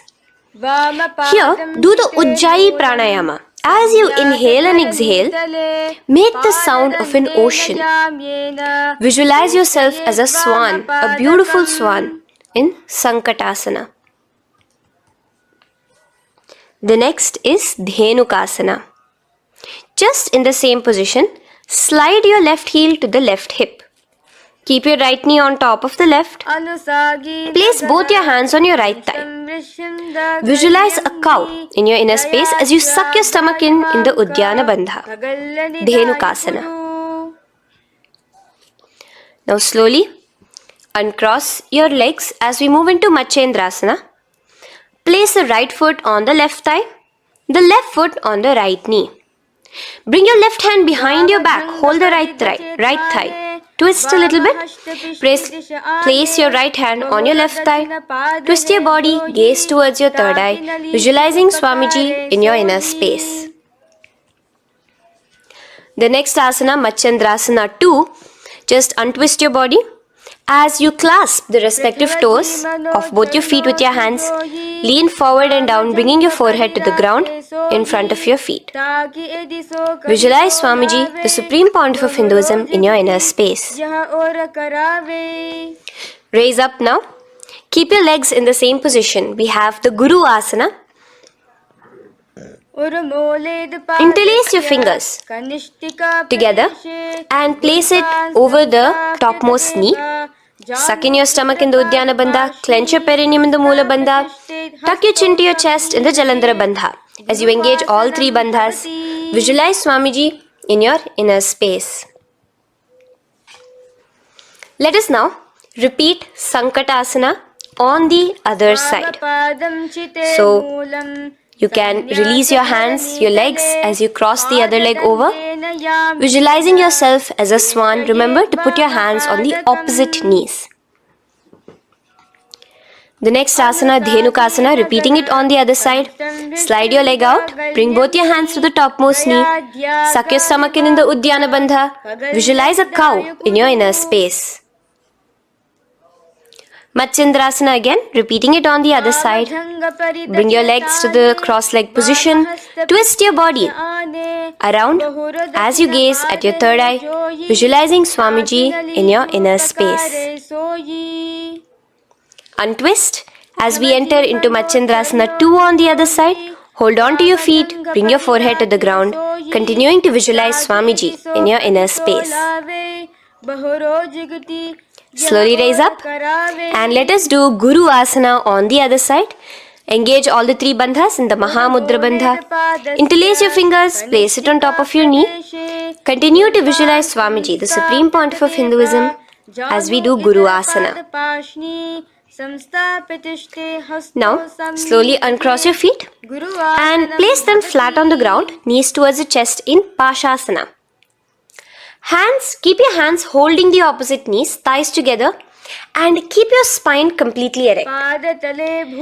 Continue the Khechari Mudra, where your tongue is pressed against the roof of your mouth. As you gaze at your third eye, visualize Swamiji in your inner space. Continue the Ujjayi Kumbhaka. As you breathe in and out, make the sound like an ocean. Now in the same position, just bring your chin towards your knees in Bodha Shokasana. Lean forward, gazing at your nose, and visualize Swamiji, the abode of bliss in your inner space. Now raise up and bring your hands, uncross your hands, bring your hands underneath your knees, clasping the opposite elbows in Kurakatasana. Gaze at your nose, visualizing Swamiji in your inner space.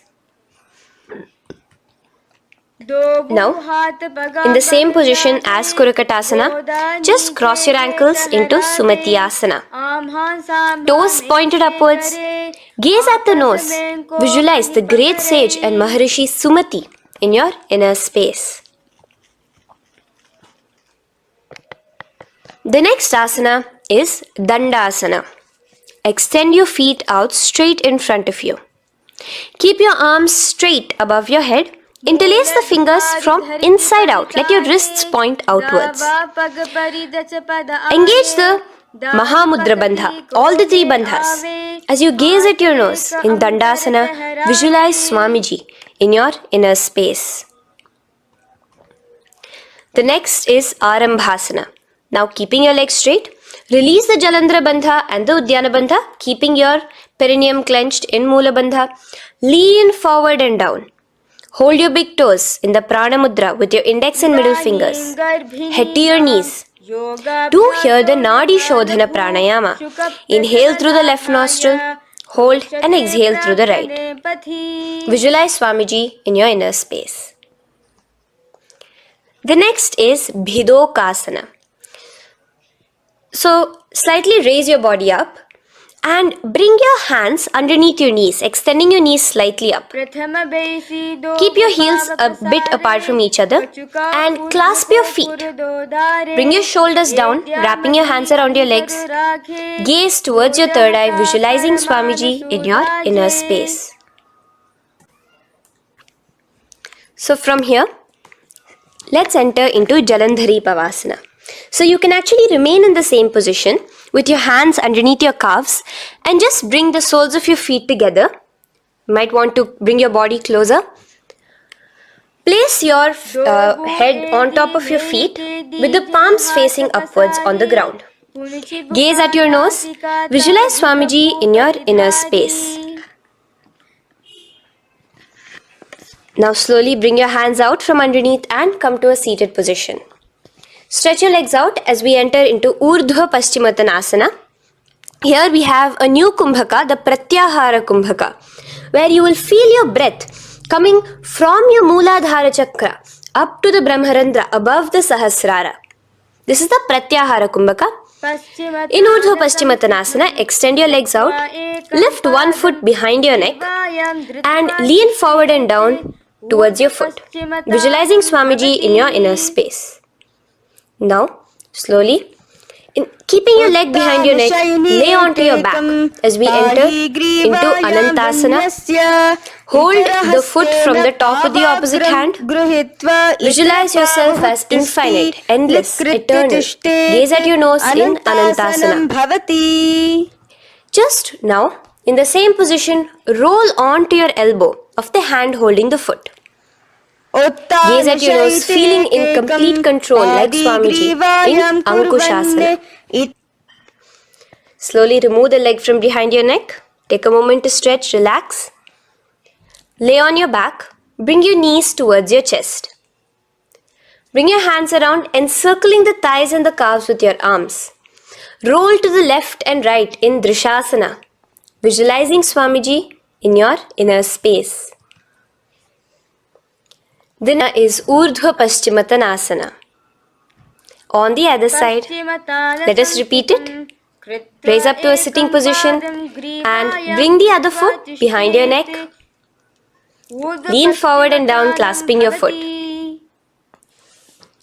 Repeating Anantasana on the other side, lay on your back, bring the opposite hand to the foot, gaze at your nose, and continuing to gaze at your nose, roll onto the elbow as we repeat Ankushasana on the other side. Now, you can release your foot and try to remain in the same position without removing the leg from behind your neck as you bring the other leg too to cross behind your neck with both your legs behind your head.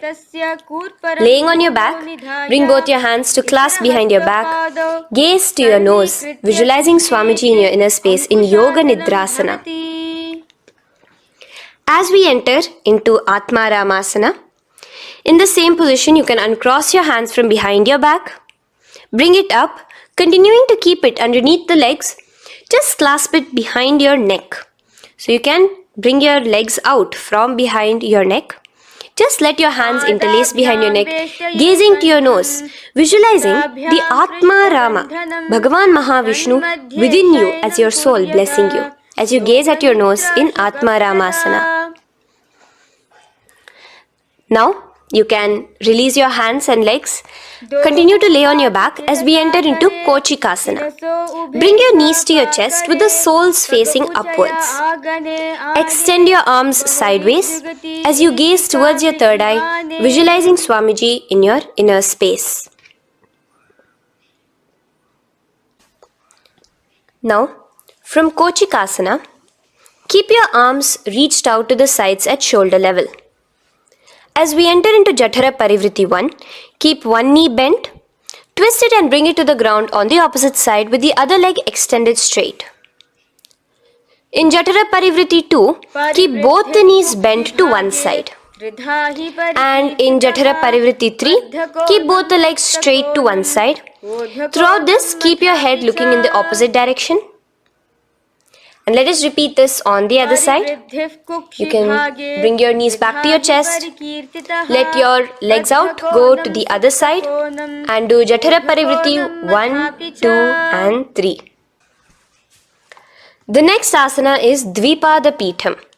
So now from Jatara Parivriti you can bring your feet down, lay on your back with your knees pointed upwards, feet flat on the ground. Extend your hands holding your ankles. And lift your hips up. Engage the Jalandhara Bandha automatically as you raise your hips up. Gaze at your nose, visualizing yourself as a bridge in Dvipada Pitham. Now in Paryankasana, so you can lay back onto the ground and place your feet flat. Bring your arms over your head, placing the hands flat near your shoulders with the fingers pointing towards the feet.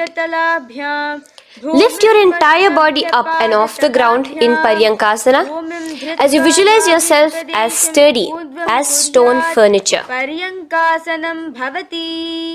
Lay back down slowly as you bring your hands out. Keep your knees to your chest here and your hands on the shoulders as we enter into Svottanasana.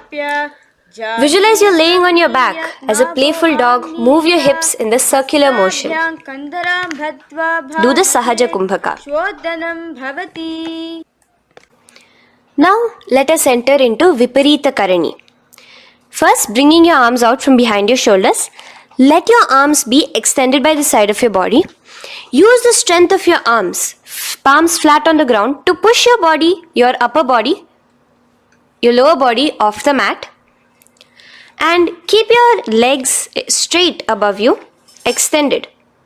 Move your legs around and around in Viparita Karani. Automatically the Jalandhara Bandha is engaged. Breathing during the Jalandhara Bandha is the Murcha Kumbhaka.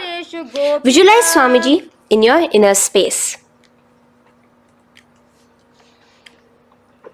The next is Viparita Karani 2. In the same position, just stop the rotational movement of your legs. Visualize Swamiji in your inner space.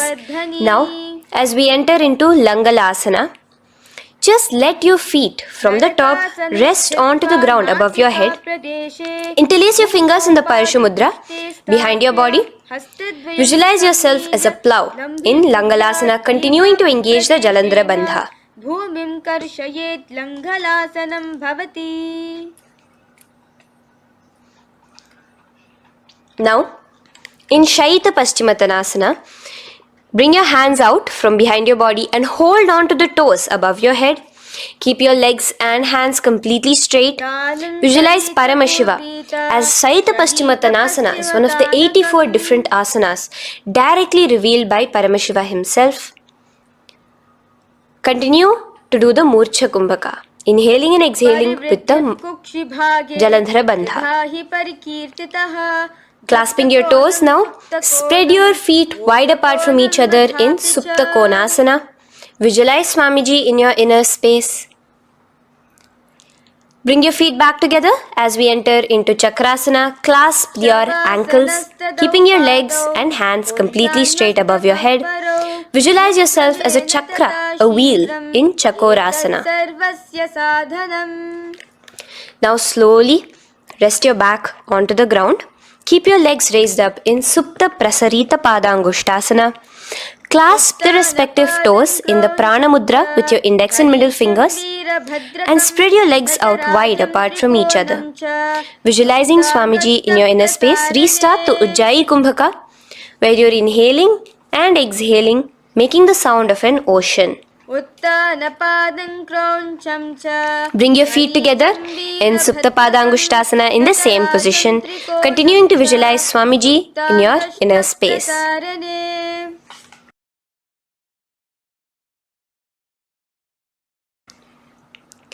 Now, release your feet and bring them into Padmasana. As you lay flat on your back in Matsyasana, hold the opposite elbows over your head, gazing at your nose. Visualize Matsyavatara, the fish form of Bhagavan Mahavishnu. Now in the same position, put one hand over the other, extend it straight above your head. As you visualize Lord Rama in your inner space, continue to gaze at your nose. Now, slowly bring your hands to your hips as we enter into Sarvangasana. Lift your hips and legs up into the sky, crossing your legs in Padmasana.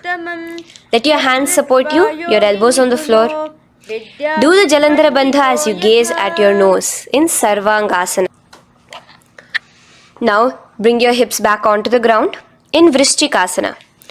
So, in the Padmasana, just remove one foot alone. Keep one foot on the opposite knee as you pull the knee towards your face.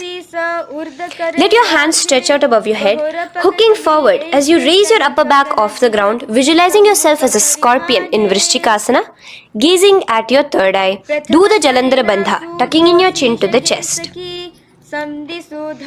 Now just switch your legs around as we repeat Vrishchikasana on the other side. Continuing to visualize yourself as a scorpion, gaze at your third eye. The next asana is Vrishapada Kshepasana. So come now to a complete flat position on your mat.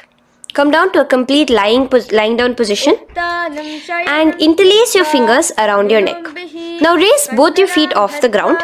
Extend one leg straight and the other knee to the chest in a bicycle motion. Alternate between extending and raising the knee again and again, bringing your opposite elbows to the respective knees. Visualize Swamiji in your inner space. Breathe in and out in the Sahaja. From Vrishapada Kshepasana, now lay flat onto the ground with your hands by your side as we enter into Marottanasana, where you will be lifting your legs one by one, touching the ears with your knees. Visualize Swamiji in your inner space. The next asana is Vrikasana. Now what you'll be doing is laying on your back. Bring the soles of your feet flat onto the ground. Stand up completely and lay back down. Visualize yourself as a wolf in Vrikasana.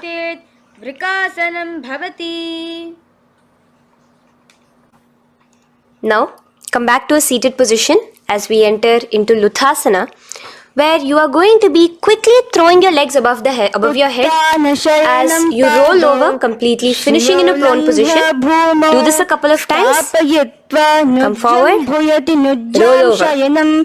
Come forward and roll over again. Visualize Swamiji, the Supreme Pontiff of Hinduism, in your inner space. Now, Take a moment to relax. Lay on your belly with your toes extended in Sarathasana. Keep your hands onto the ground by your shoulders. Now here, contract your lips and make a sound like a flute, whistling while inhaling. Visualize yourself as a ratha, as a chariot carrying warriors into battle for dharma on your back. Now from Sarathasana, let us enter into Dehal So place your palms on the ground and bring yourself to a plank position. Jump your leg forward and back between your arms, visualizing Swamiji in your inner space. Jump forward now. When your legs are between your hands, stand tall. Holding your toes with your hands, walk back and forth. Visualize yourself as a wise 60-year-old elephant in Jati Asana.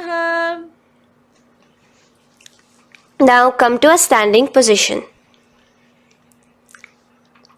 The next is a beautiful Karana, the Lolitika Karana. So keep your knees bent, feet pointing outwards again in the Aramandi position.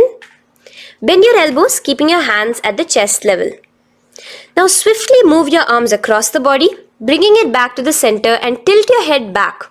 Opening your chest up towards the sky, move your head in all the directions. Now stand back straight as we enter into Sarpasana.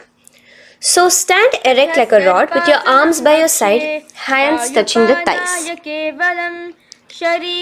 Visualize Devi, Kundalini, raising up and curling upwards around your body in Sarpasana. The next asana is Ushtra Sadanasana. Lean forward and down, standing on top of your palms. Begin to move and walk like a camel, visualizing yourself as a camel. In the same position, continuing to walk around, switch your visualization to visualizing yourself as a horse as you start to walk around like a horse in Ashvasana. Now raise up tall as we enter into Kapotanitakasana. Interlace your fingers behind the back, pulling them down towards your calves. Open up your chest. Keep your hands in the Parashamudra. Visualize yourself as a soaring bird diving down in Kapotanitakasana. Now, stand tall as we enter into another Karana here, the Tala Pushpaputam Karana. Bring yourself to the Aramandi with your hands in the Namaskara Mudra. Simultaneously now, open up your palms while raising one heel off the ground, slightly lowering the waist and shoulder of the heel you have raised. Visualize you're offering a bouquet of flowers to Paramashiva as you come back to a standing position and repeat this on the other side. Let's do this a few times, offering flowers to Paramashiva. Now, come to a standing position. Stand straight and bring your hands together in the Namaskara Mudra. Slightly lean forward. Visualize yourself as a rhinoceros. Your hand is the horn as you gaze at your nose in Khadgasana. The next asana is Utthanotthanam. So come to a standing position and sit down all the way as low as you can to the ground and stand up. Do this again. Sit down, stand up, and again. Sit down, stand up.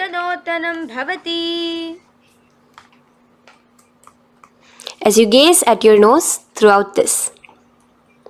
The next asana is Musalasana. Now come back to a standing position. Raise your hands above your head. Tall as you jump up and down repeatedly. Visualize yourself as a mace. Jump here in Musalasana. The next asana is Uchirshaka. So come back to a standing position. Pull the sole of one foot towards your belly. Now with the other leg, sit down and stand up.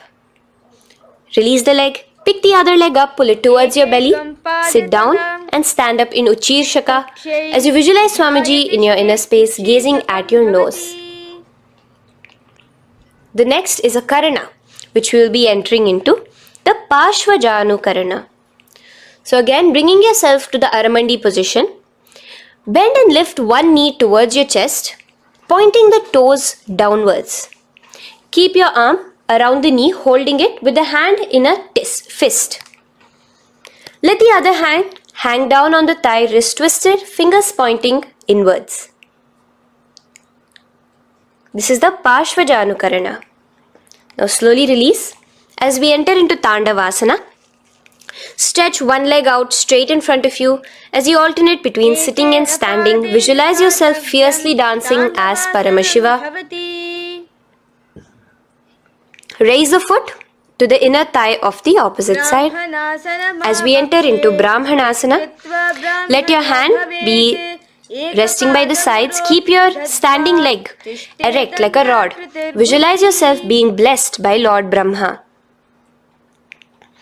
Now, you can bring the left foot around the right knee and rotate it, tucking the left toes on the other side of the right calf. Simultaneously cross your left arm below the right, bring your palms together in the Namaskara Mudra. Visualize yourself as Lord Garuda in Garudasana 3. Now slowly uncross your legs and hands as we enter into Ekapadasana, coming to a standing position. On the right leg, bring your left foot to the opposite thigh with your hands relaxed by the knees. Now take a hold of the raised foot with your hand in the Prana Mudra. Stretch your leg out wide, out to the side, and rotate your body quickly on the standing leg. Visualize yourself as the North Pole star in Dhruvasana. From here now, in the foot which is in your hand, just slowly, once you finish the rotating movement, in Trivikramasana, bring it up towards the back of your neck. Stand as tall as you can and alternate between sitting and standing. Visualize Bhagavan Mahavishnu in your inner space.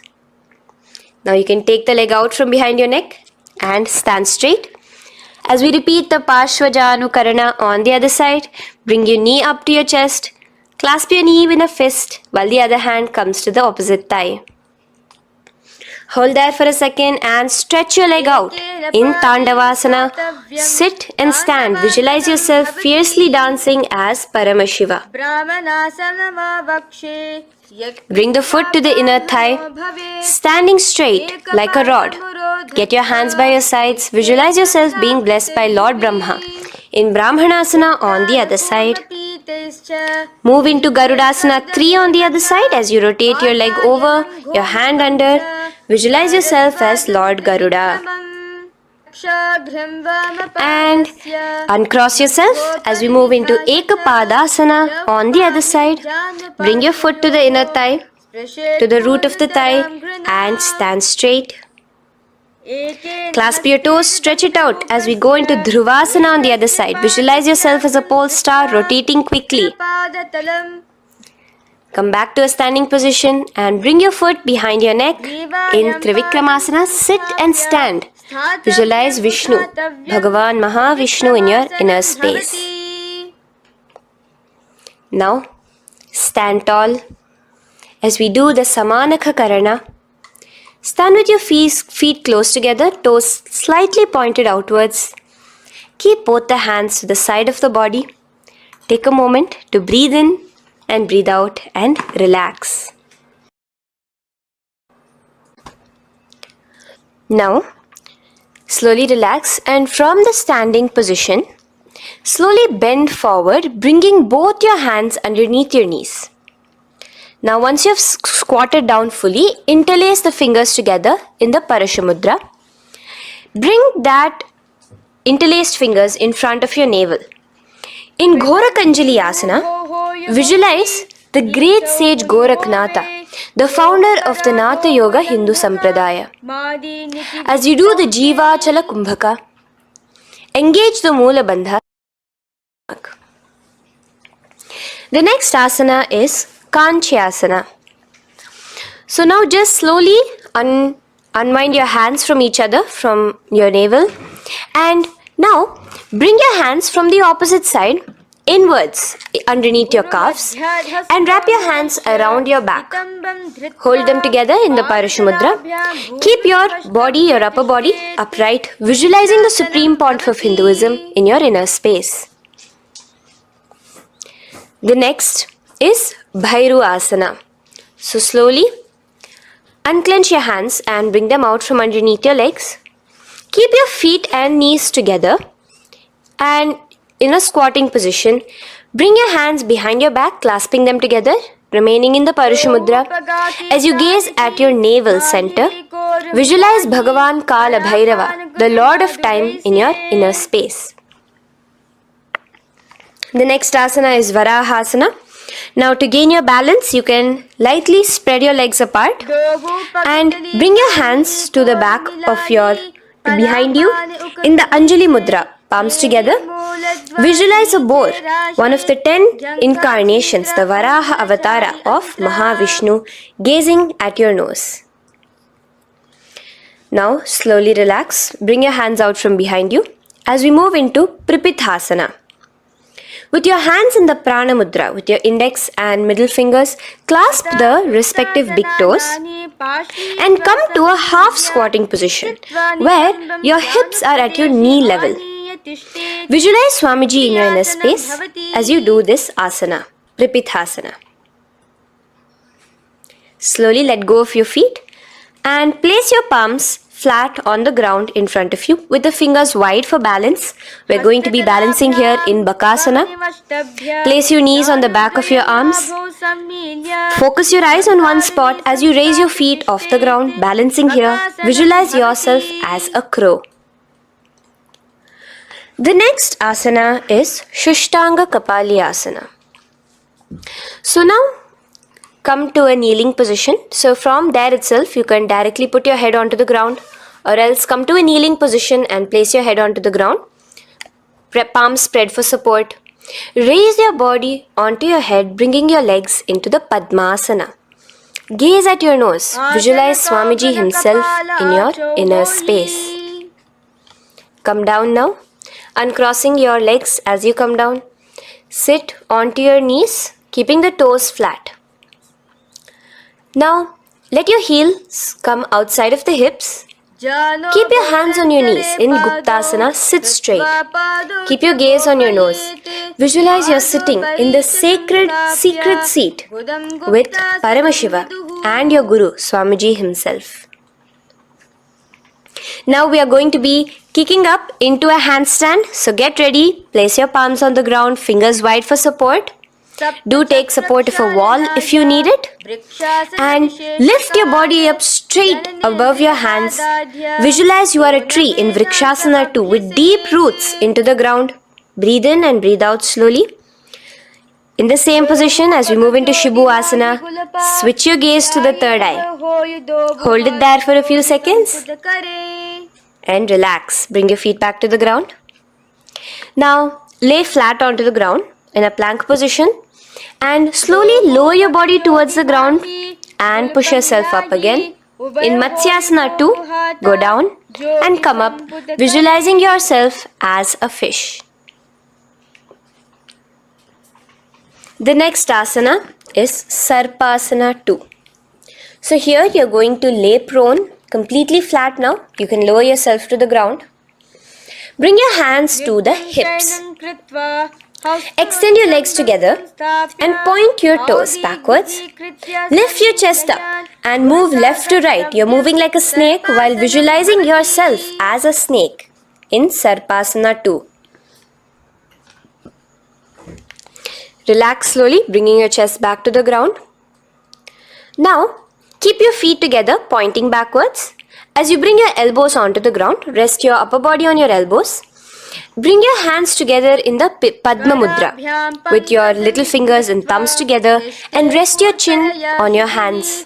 Niralambanasana, where feeling yourself completely supported, knowing that Swamiji is there in your life.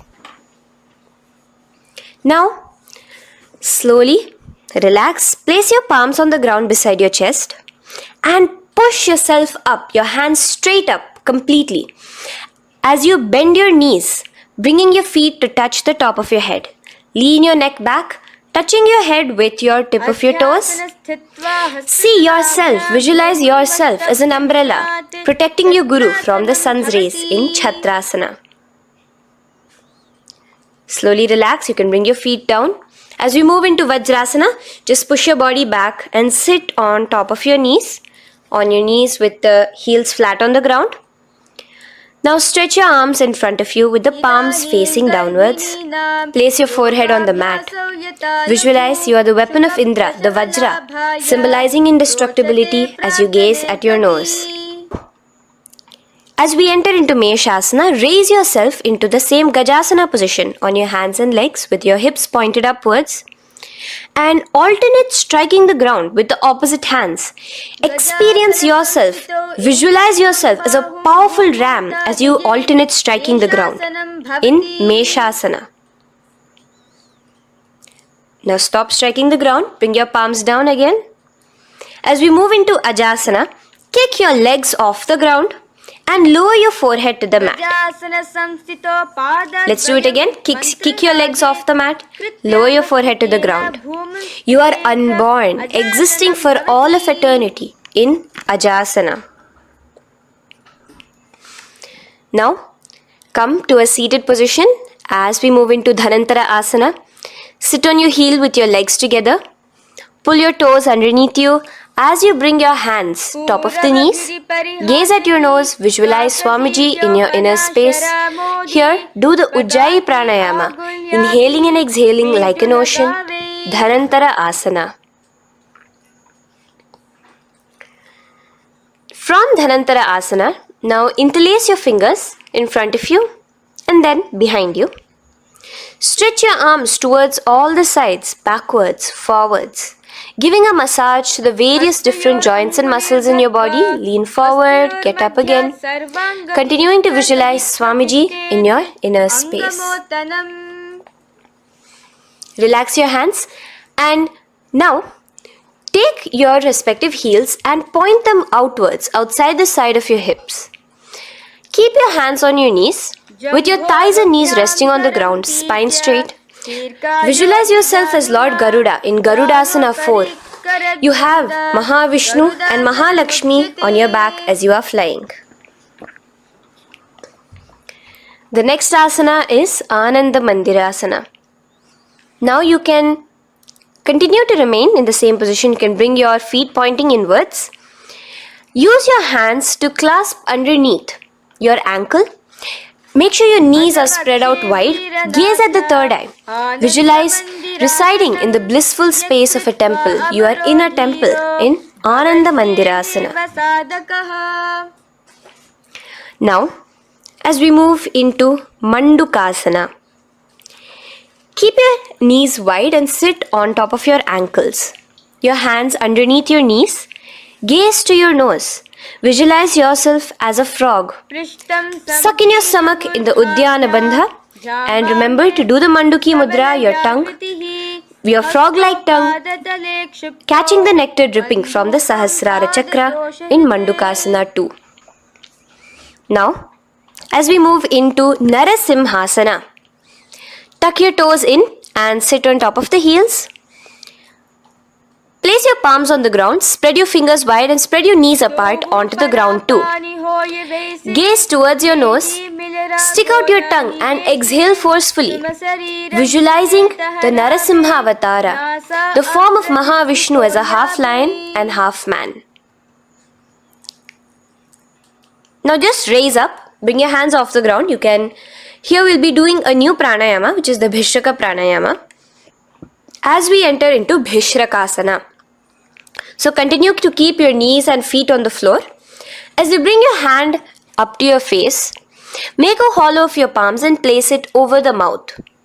Keep your thumbs under your teeth and close your lips. Gaze to your nose.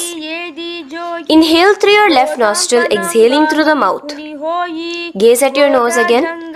Visualize yourself as Devi, presiding over any and all minuscule fears you may have within you.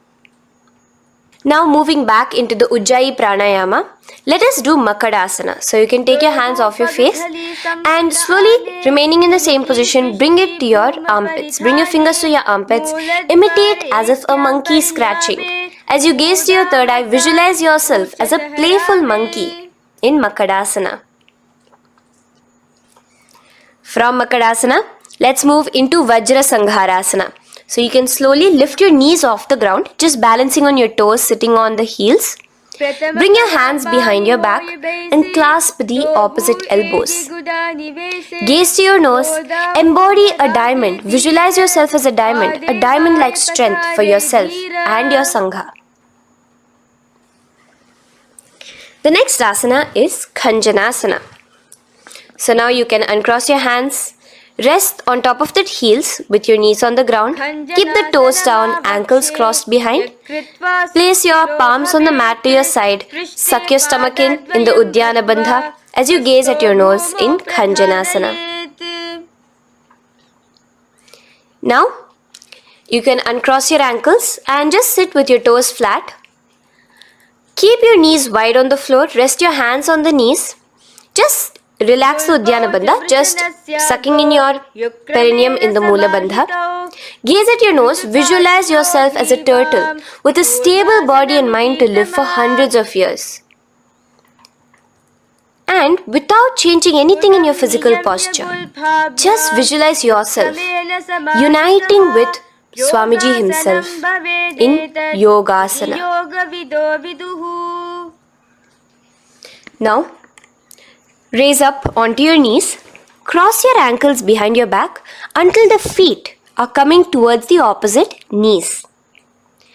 Now, bring your hands behind you and hold on to the calves with the fingers inside, the thumbs outside. Gaze at the third eye as you visualize yourself in a space of oneness with Paramashiva himself as Swamiji. Now you can uncross your ankles, come back to us standing on your knees as we enter into Ushtrasana 2. So now, in a kneeling position, bend backward, hold your ankles with your hands. Keep your arms straight. As you push your hips forward and tilt your head backwards, visualize yourself as a camel in Ushtrasana 2. Slowly, in the same position, lower yourself onto your back in Jatyasana 2. As you are lowering yourself, experience yourself as a blooming lotus. Bring your head, the back of your head onto the mat. Gaze to your nose. Now, let's move into Viratasana. So, try your best to do this without the support of your hands, but you can use your hand support if needed as you raise up from Jatyasana and back down. Raise up and go back down as you gaze at your nose. Raise up and go back down. Visualize Swamiji in your inner space. Now from Viratasana, raise your hips up higher, bringing your forearms onto the mat behind you in a short back bend posture. Hold the back of your heels in Kapotasana. Visualize yourself as a beautiful dove, a Kapota, in your inner. As we move on from Kapotasana into Varasana. So stand upright on your knees with the toes tucked. Hold your arms with the opposite hands. Gaze at your nose. This is the boon fulfilling posture. Visualize your boon becoming a reality directly from Paramashiva himself in Varasana. Now, keeping your knees together, toes tucked, just lean forward, bringing your head onto the mat, holding your head with your hands. Visualize yourself as a boar, as the Varaha avatar of Bhagavan Mahavishnu in Varaha Asana 2. Now, just kick your legs off the ground as we enter into Mundasana. Raise yourself up into a headstand posture, visualizing yourself as a lopped tree. Gaze at your nose. Breathe in and out in the Sahaja Kumbhaka. Slowly come down now. Relax. Come to a kneeling posture. Sit on your heels. Bring your head down beside your knees, your elbows adjacent to the knees, your hands holding your head. Exhale through your mouth as you gaze at your nose, visualizing Swamiji in your inner space in Andhasana. Now from here, push yourself off the mat as you come lying prone on your belly. Let your arms be extended straight out, and together lift your thighs, arms and chest off the ground, stretching your body, balancing there. Visualize yourself as a locust in Viparita Shalabhasana. The next asana is Kapalasana. So slowly lower yourself back to the ground. Now, laying on your belly, bring your arms to your side, palms downwards. Keep your forehead on the ground and your chest on the mat. Only lift your legs up into the air. Only your legs are lifting up. Visualize yourself as a skull. You are a mind with purified thoughts, a strong will to attain enlightenment in Kapalasana. The next asana is Akasha Kapotasana. So now, in the same position as you are, let your arms be straight out behind you. As you kick your legs up and over your head, bring your feet slowly to the mat in front of you. Push yourself, balance there. Visualize yourself as a free and open flying dove in Akasha Kapotasana. Bring your legs back out as you lay flat on the mat. Now push yourself onto your knees. Place your forearms on the ground and your chest down such that your navel is touching your knees. Be sturdy, visualizing yourself as a sparrow in Chatakasana. The next asana is Vrishchikasana 2. So your forearms are on the ground. Now slowly raise to your toes and kick your legs off the mat. Slowly lowering your legs to your head. Visualize yourself as a scorpion as you balance in Vrishchikasana 2. Slowly release yourself, coming back to the ground as we enter into Vrishasana. Sit down on top of your right heel and let your left foot remain outside of the hip, the ankle to the side. Place your hands on the mat, visualizing yourself as a bull in Vrishasana. Now, bring both your knees underneath you, sit on both your heels, cross your left leg over top of the right lightly, and in Lolasana, push yourself off the ground. Your knees are off the ground, you're just balancing on your hand above the mat. Visualize Swamiji in your inner space.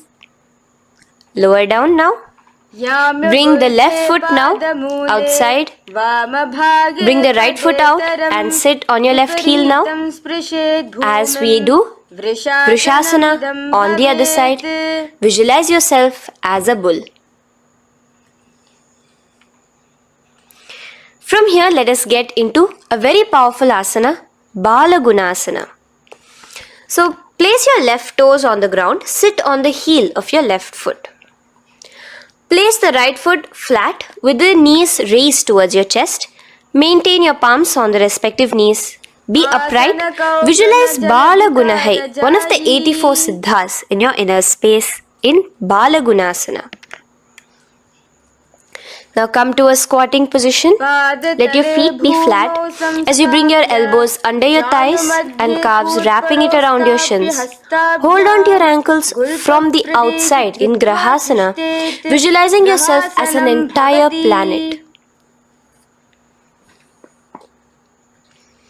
Now, you can unwrap yourself as you sit on top of the opposite heel in Balagunasana on the other side. Maintain your palms on the respective knees. Visualize Balagunahai, one of the 84 Siddhas in your inner space. Now, sit upon both the toes with the heels up and knees off the mat, knees pointing forward. Now, keep your hands downwards on the respective knees. Keep your spine upright as you visualize Swamiji in your inner space in Utkatasana.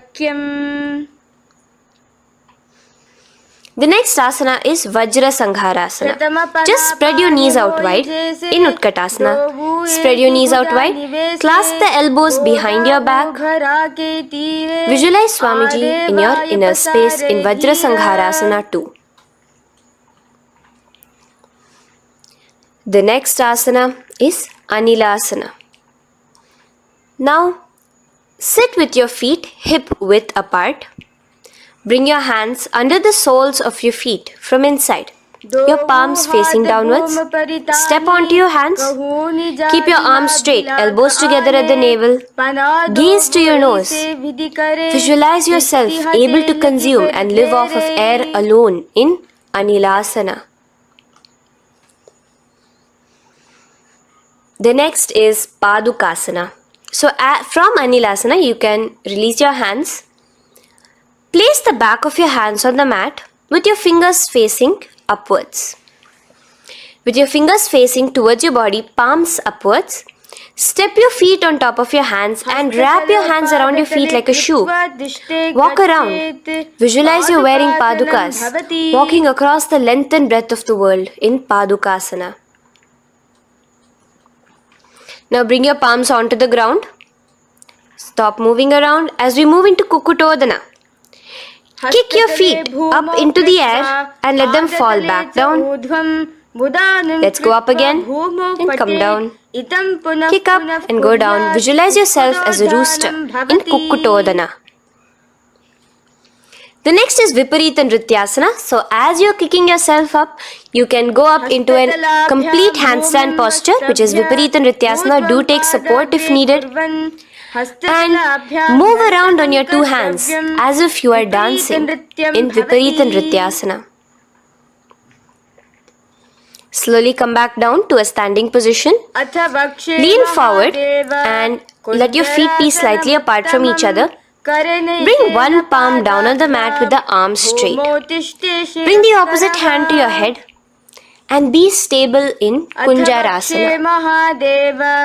Now just put that hand down as you bring the other hand to your head, repeating Kunjarasana on the other side. Be stable here.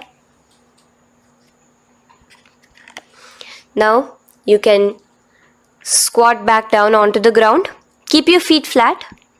Hold your respective ankles and lift your feet off the ground in Kadamba Asana.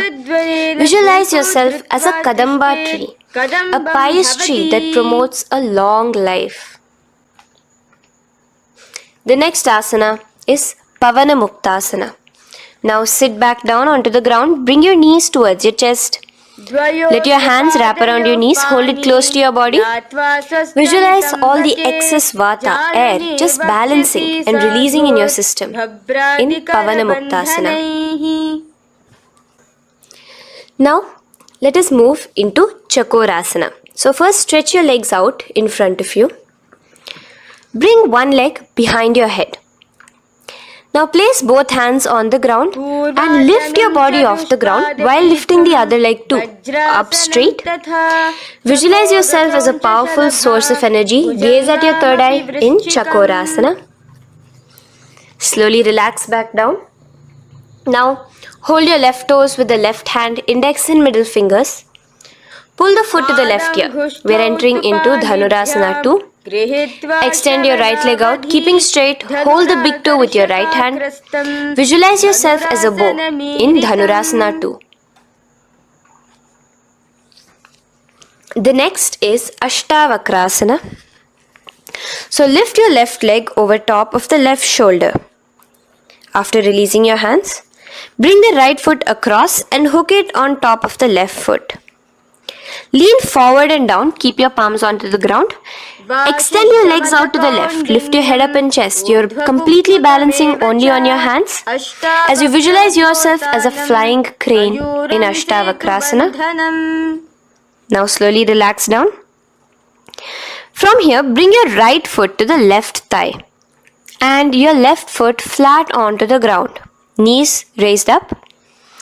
Have your left shoulder underneath the respective leg and place your hands flat on the ground. Gaze towards your third eye. Visualize you are immortal, able to exist solely from prana alone in Pranasana. From here, moving into Parshva Matsyendrasana. Place your right foot at the root of the left thigh. Then the left leg by the side of the right knee. Hold the left leg by the right hand. Twist your body out. Remain steady here, gazing at the third eye. Visualize Matsyendranatha, the great Rishi, Yogi, master of Hatha Yoga, in your inner space. Now slowly Unwind yourself. As we repeat Chakorasana on the other side, lift the other leg behind your head. Place both your hands on the ground and keep your entire body off the ground straight up. Gaze at your third eye, visualizing yourself as a powerful source of energy. Now relax back onto the ground. Let's repeat Dhanurasana 2 on the other side.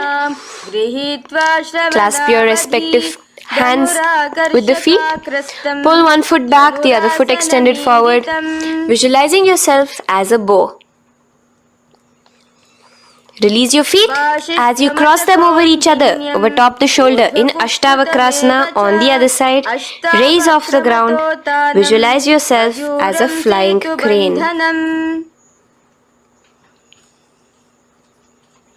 The next asana, we'll be repeating Pranasana on the other side.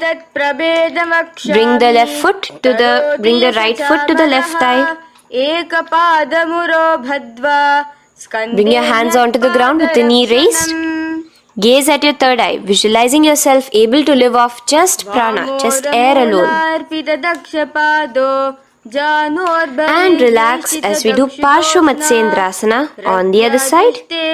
Twist yourself, visualizing Matsyendranatha, gaze towards your third eye. And from there, let us enter into Ardha Paschimottanasana. Keep one leg straight and press your perineum with the other heel. Bring your chest forward and down. Hold your toes and feet and bring your head towards your knees. Here in Ardha Paschimottanasana, visualize Swamiji in your inner space. Now raise up, and the foot which was at the inner thigh, now rotate it outside of the hip. Now hold the sole of your other foot and lift your leg up towards your forehead.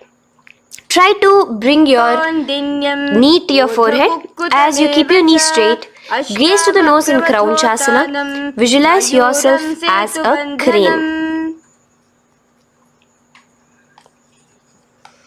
Now slowly relax down your leg. Now the leg which is now straight, you can bring it to the inner thigh as you straighten out the other leg. As we repeat, Ardha Paschimottanasana on the other side.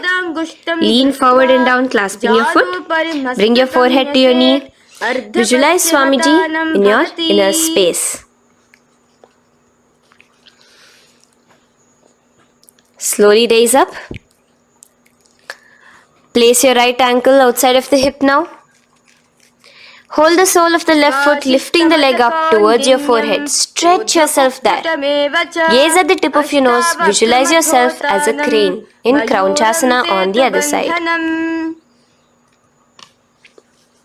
Now from here, bring the soles between the thighs and calves. So once you have relaxed yourself, bring your soles between the thighs and calves. Keep your spine straight. Palms resting on your knees. Visualize a swastika, embodying peace, well-being, good fortune and prosperity as you gaze at your nose in Swastikasana. Now without changing anything about your position, just take your hands alone. Cover the respective heels with your hands in Gorakshasana as you tuck your chin to your chest in Jalandhara Bandha. Gaze at your nose. Visualize the great Rishi Gorakhnatha, the founder of the Natha Yoga Hindu order. Now release the Jalandhara Bandha. Continue to keep the Mula Bandha engaged throughout the whole sequence. As you raise one foot to the opposite thigh, bring your hands to your face in the Shanmukhi Mudra, closing your eyes with your index finger, nose with the middle finger, ears with the thumbs. Gaze at your third eye as you meditate on Swamiji himself, the Supreme Pontiff of Hinduism.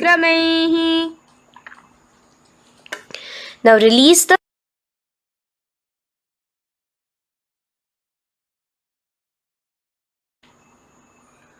Shanmukhi Mudra. And in Yogasana 2, bring your legs into the Padmasana position over the opposite thighs. Keep your hands flat onto the ground beside your knees with the palms facing upwards. Sit straight, gaze at your nose, Here we'll be starting the Kakachancha Kumbhaka, where your inhalation will be through your tongue wrapped like a pipe, and your exhalation will be through your nose. From Yogasana 2. Now, keeping your palms beside your body, just switch them around to be flat on the ground and push your entire body off the ground, balancing. Visualize yourself as a rooster in Urdhva Kukkutasana. Now, relax down. Come back to a seated position on the floor. Keeping your legs in Padmasana, insert your hands through your knees and place them on the mat. Remember, do not lift your body up, just stay seated down there. In Siddha Asana, gaze to your nose, visualize Swamiji himself in your inner space. From there, let's enter into Hamsasana, where you will actually be pushing yourself off the ground. Lift your thighs up high above your shoulder, above your elbows as much as possible. Gaze to your nose, visualizing yourself as an elegant swan in Hamsasana. Now release yourself. Now, do not take your hands out from between your thighs and calves. Just go onto your knees and reach your hands behind your body with your fingers interlaced in the Parashumudra. Bring your forehead to the floor as you gaze at your nose. Visualize yourself as Lord Paramashiva's bow in Karmukasana. Now, slowly come back to the seated position as we move into Kurmasana 2. Keeping your hands in between your thighs and calves, bend your elbows and hold your respective shoulders with your hands. Visualize yourself as a turtle, a stable body and mind to live for hundreds of years.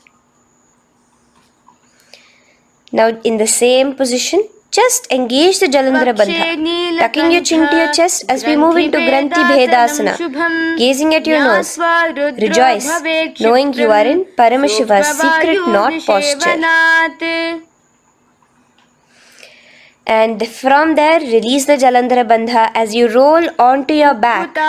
Keep your hands on the shoulders, laying flat on your back.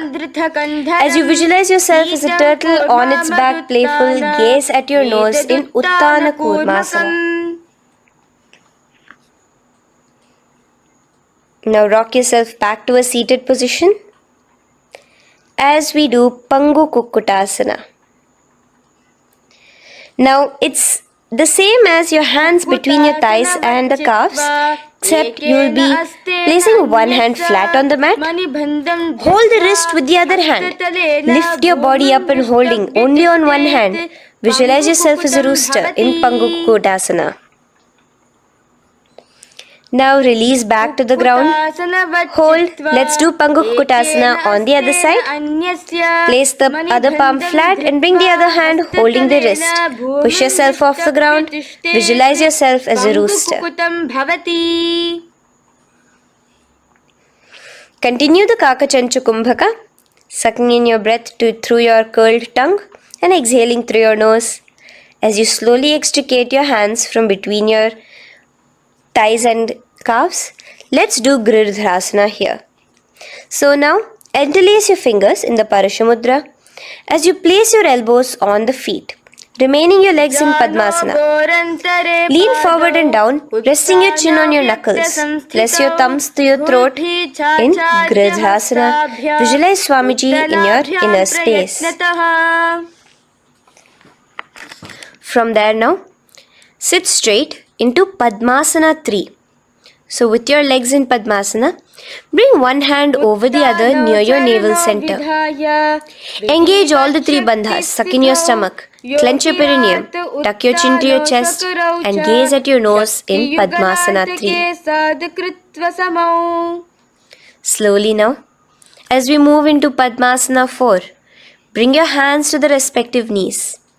Release the Jalandhara Bandha and release the Uddiyana Bandha, just engaging the Moola Bandha alone. Visualize Paramashiva in your inner space as you gaze at your nose in Padmasana 4. Now we'll be entering into Karmukasana 2. So in the Padmasana position, hook your right hand index and middle finger in the Prana Mudra around the toe. Pull it back while your left hand rests on the knee. Now, as you visualize yourself as Paramashiva's bow, just release your right foot, bring your left hand to the left toe, right toe, and let your right hand be on the right knee. Now from here, let's do Karmukasana 3. So you can release your toes, cross your hands behind your back, continue to keep your legs in Padmasana, and with your respective hands, cross behind your back. Hold on to the toes in the Prana Mudra. Engage all the 3 bandhas. Suck in your stomach. Clench your perineum. Tuck your chin to your chest. Visualize yourself as Paramashiva's bow in Karmukasana 3. Slowly relax the bandhas. Just keeping the Moola Bandha. Continue to hold on to your toes. Release the Udyana Bandha and the Jalandhara Bandha. Switch your gaze to the third eye.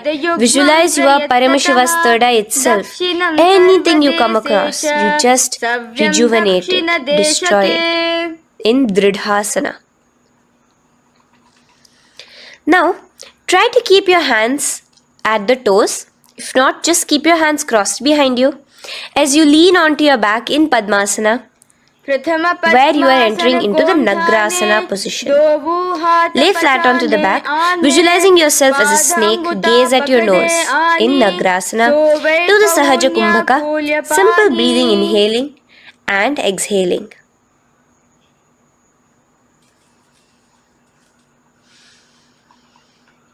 Now bring your knees to your chest. Let your hands wrap around your knees. Slowly uncross your Padmasana and bring your knees to your chest. Bring your hands to the Parashamudra, the fingers interlocked on top of your knees. As you pull your chin up to your knees, visualize yourself as a ball in Kandukasana. Now relax. Bring your feet onto the ground, the knees pointed upwards in Urdhva Pavanasana. As you interlace your fingers, bring the interlaced fingers behind your head. Laying down, gaze at your nose in Urdhva Pavanasana. The next asana is Marakata Pithasana. Now, from behind your head, take your hands out and clasp onto your feet. Just step lightly onto your palms. As you push your hips up into the sky, automatically engaging the Jalandhara Bandha. Visualize yourself as a powerful alpha ape in Marakata Pithasana. In the same position now, bring your hands to your hips as we enter into Uttanashiki Pitakasana. Let your weight rest on your elbows as you stretch your legs out straight. Gaze at the nose. Visualize Swamiji in your inner space. From there, continuing to rest on your elbows, kick your feet up high into the sky in Narakasana. Stretch your palms out behind you, flat on the ground. Balance there. Visualize yourself blissfully traveling through hell unscathed in Narakasana. Bring your hands to your hips now as we move into Tiryanaukasana. Angling your legs down at an angle, visualize yourself as a boat crossing the ocean of samsara in Tiryanaukasana. Now from there, come back straight as we enter into Dhwajasana. Keep your legs up high above your body, your hands stretched out down behind you. As you push yourself up, visualize where KAILASA's flag respected across all nations in Dhwajasana. Hold there for a few seconds and relax now. Flat onto the ground. Palms slightly away from your body. Do not move at all in Mritasana. Your body is dead. Visualize that. Visualize the Supreme Pontiff of Hinduism liberating you. Let your awareness travel to all the parts of your body in the Shakti Chalan Mudra as we do Mritasana.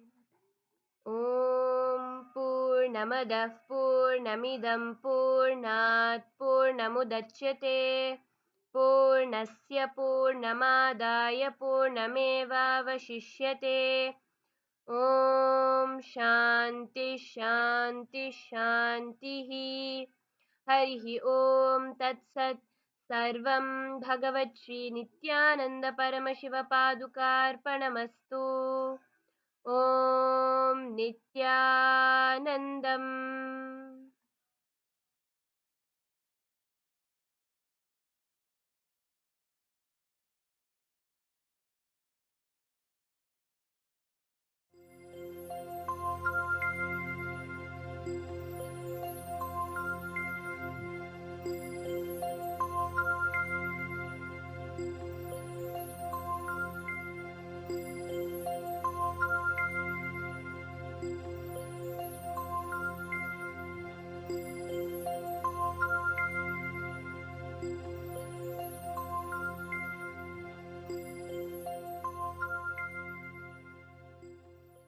हर हर गंगे हर हर गंगे हर हर गंगे हर हर गंगे हर हर गंगे गंगा अयम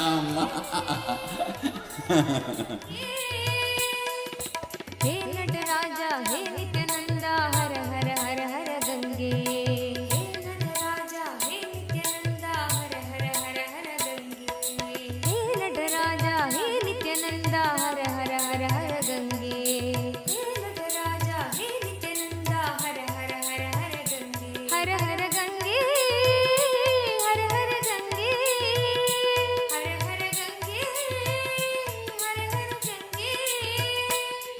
हर गंगे हर हर गंगे हर हर गंगे हर हर गंगे हर हर गंगे हे नटराजा हे नित्यानंदा हर हर हर हर गंगे हे नटराजा हे नित्यानंदा हर हर हर हर गंगे हे नटराजा हे नित्यानंदा हर हर हर हर गंगे हे नटराजा हे नित्यानंदा हर हर हर हर गंगे हर हर गंगे हर हर गंगे हर हर गंगे हर हर गंगे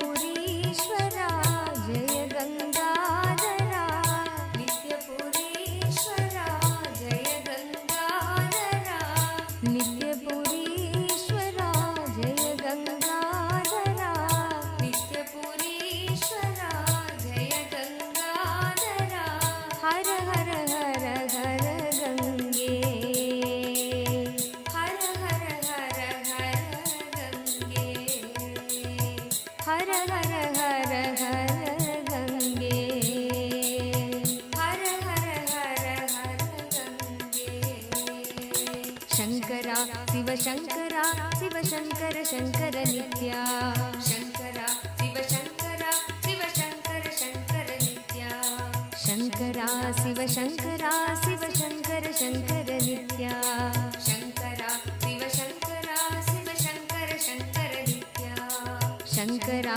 शिव शंकरा शिव शंकर शंकर नित्या शंकरा शिव शंकरा शिव शंकर शंकर नित्या शंकरा शिव शंकरा शिव शंकर शंकर नित्या शंकरा शिव शंकरा शिव शंकर शंकर नित्या हर हर गंगे हर हर गंगे हर हर गंगे हर हर गंगे हर हर गंगे हर हर गंगे हर हर गंगे हर हर गंगे हे नटराजा हे नित्यानंदा हर हर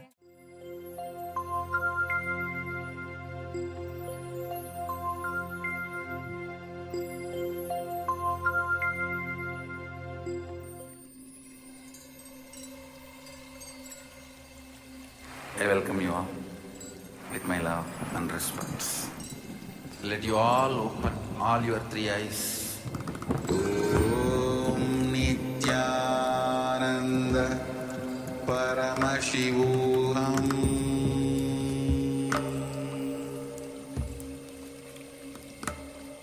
Om Nithyananda Paramashivoham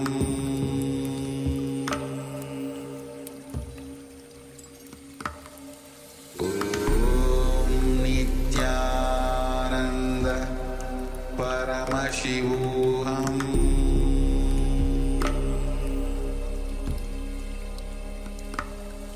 Om Nithyananda Paramashivoham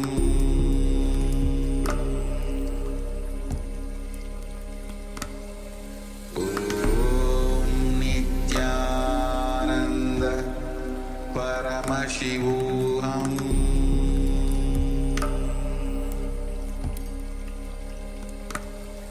Om Nithyananda Paramashivoham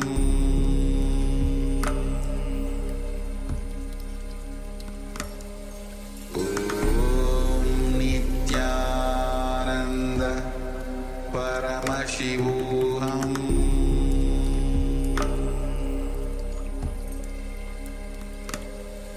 Om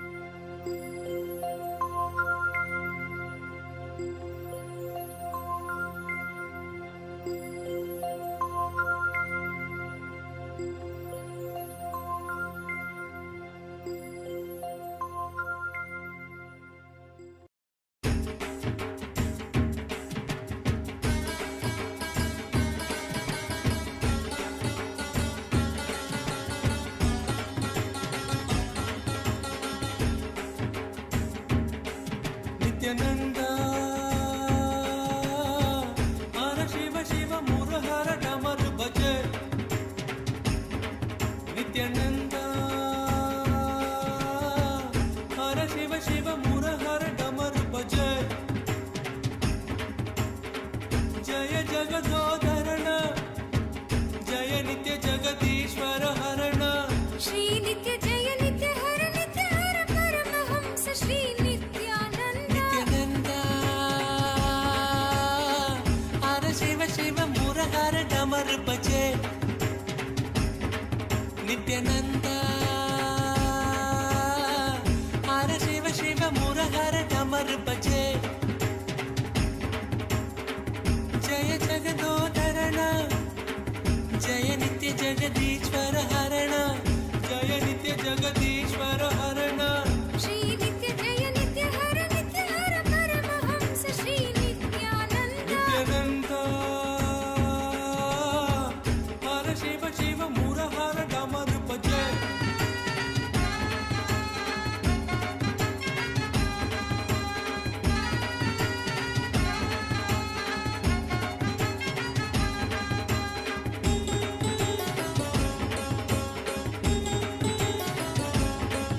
दर्शन नित्य दीजो भगवान नित्य परम दयालु भगवान श्री नित्यानंद दर्शन नित्य दीजो भगवान नित्य परम दयालु भगवान श्री नित्यानंद हर बोलो नाथ शिव शंभो नित्यानंद हर बोलो नाथ शिव शंभो नित्यानंद शिव शिव हर हर हर हर शिव शिव नित्य पुरेश्वर हर परमेश्वर जय गुरुनाथ श्री गुरुनाथ नित्यानंद शिव शिव हर हर हर हर शिव शिव नित्य पुरेश्वर हर परमेश्वर जय गुरुनाथ श्री गुरुनाथ नित्यानंद नित्यानंद हर शिव शिव मुरहर डमर बजे नित्यानंद हर शिव शिव मुरहर डमर बजे जय जगदोधरण जय नित्य जगदीश्वर हरण श्री नित्य जय नित्य हरि नित्य हर परमहंस श्री नित्यानंद हर शिव शिव मुरहर डमर बजे नित्यानंद हर शिव शिव मुरहर डमर बजे जय जगदोधरण जय नित्य जगदीश्वर हरण जय नित्य जगदीश्वर हरण श्री नित्य जय नित्य हर परमहंस श्री नित्यानंद नित्यानंद हर शिव शिव मुरहर डमर बजे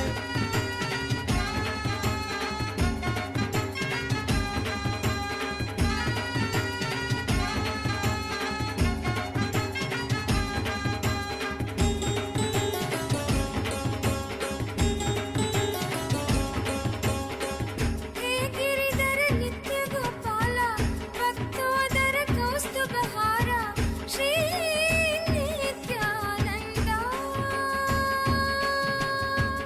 हे गिरिधर नित्य गोपाला भक्तोदर कौस्तुभहारा श्री नित्यानंद हे करुणा सिंधु श्रीरंग पांडुरंग हे करुणा सिंधु श्रीरंग पांडुरंग विठ्ठल विठ्ठल पांडुरंग नित्य पुरेश्वर आनंदेश्वर जय हरि विठ्ठल श्री हरि विठ्ठल नित्यानंद विठ्ठल विठ्ठल पांडुरंग नित्य पुरेश्वर आनंदेश्वर जय हरि विठ्ठल श्री हरि विठ्ठल नित्यानंद नित्यानंद हर शिव शिव मुरहर डमर बजे नित्यानंद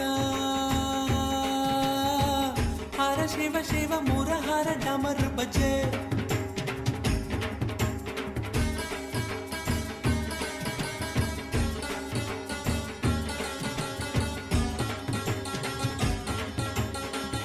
ज्योतिर्मय नित्येश्वरी मां भुवनेश्वरी नित्यपुरी मां श्री नित्येश्वरी मां ज्योतिर्मय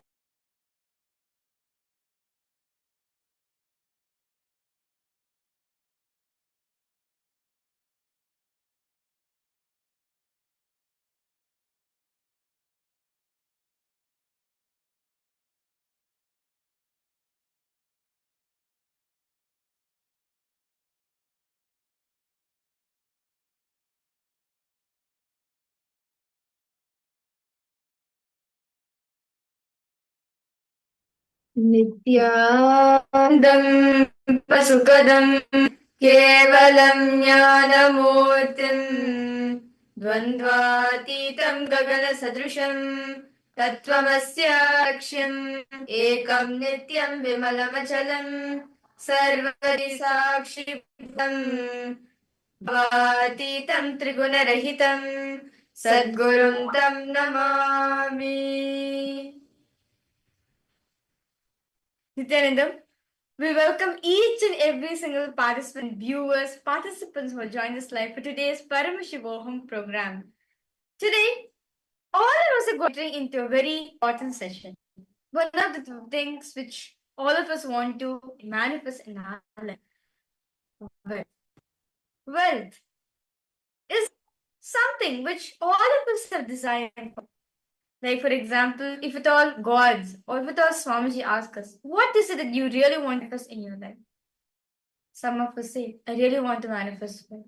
Wealth has become a very important topic to be spoken nowadays, right? But today, Swamiji is demystifying what is wealth exactly and giving you the best techniques, best revelations for you to generate Lakshmi, for you to generate wealth in your life. We will be learning the secrets how you can attract wealth. Now, wealth currently may be money for you, but is the actual meaning of it. What wealth is for you? What is the right cognitions to hold for wealth is what you will be learning today. And we all just finished the yoga, the Nithyananda yoga, the Vinyasa Krama and the Dvitiya Krama. And as we prepare our being to receive these truths on how to have wealth, today we will be starting our day by entering into the power manifestation. We will be doing the power manifestation. Can I request all the participants to take a minute and bring your eye bands or your blindfold and any cloth and tie your eyes. We will be beginning with the power third eye reading. We all did numbers, did pictures, we did colors, shapes, and numbers. Today we will be doing something a little different. We will be seeing images. We will be projecting an image for all of you on this. And your third eye, with your eyes closed, you will be identifying what the image is. What is the image depicted, the colors in the image? What is then the image as a whole? What is that portrayed? What every single detail of that image you will be seeing through your third eye. Nithyananda Malinga. Can I go see the camera, ma? And you can eye band? Yes. Okay. Request all the participants to please take a moment to tie the eyes. Ma Ashni Gurjalar, I see you tied your eyes. And Ma Agora Rupani, you can also settle down, ma, and tie your eyes. Okay. Now, we will be projecting an image for all of you. We will be projecting an image for all of you. Ma Ananda Agora Rupani, your eyes, ma. We will be doing the third eye power now.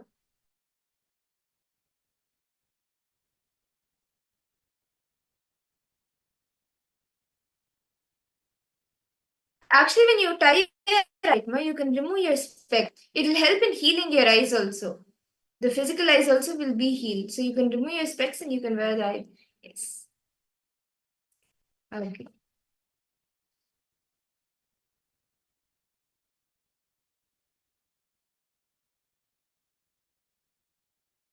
Ma Sharmain, Ma Linga.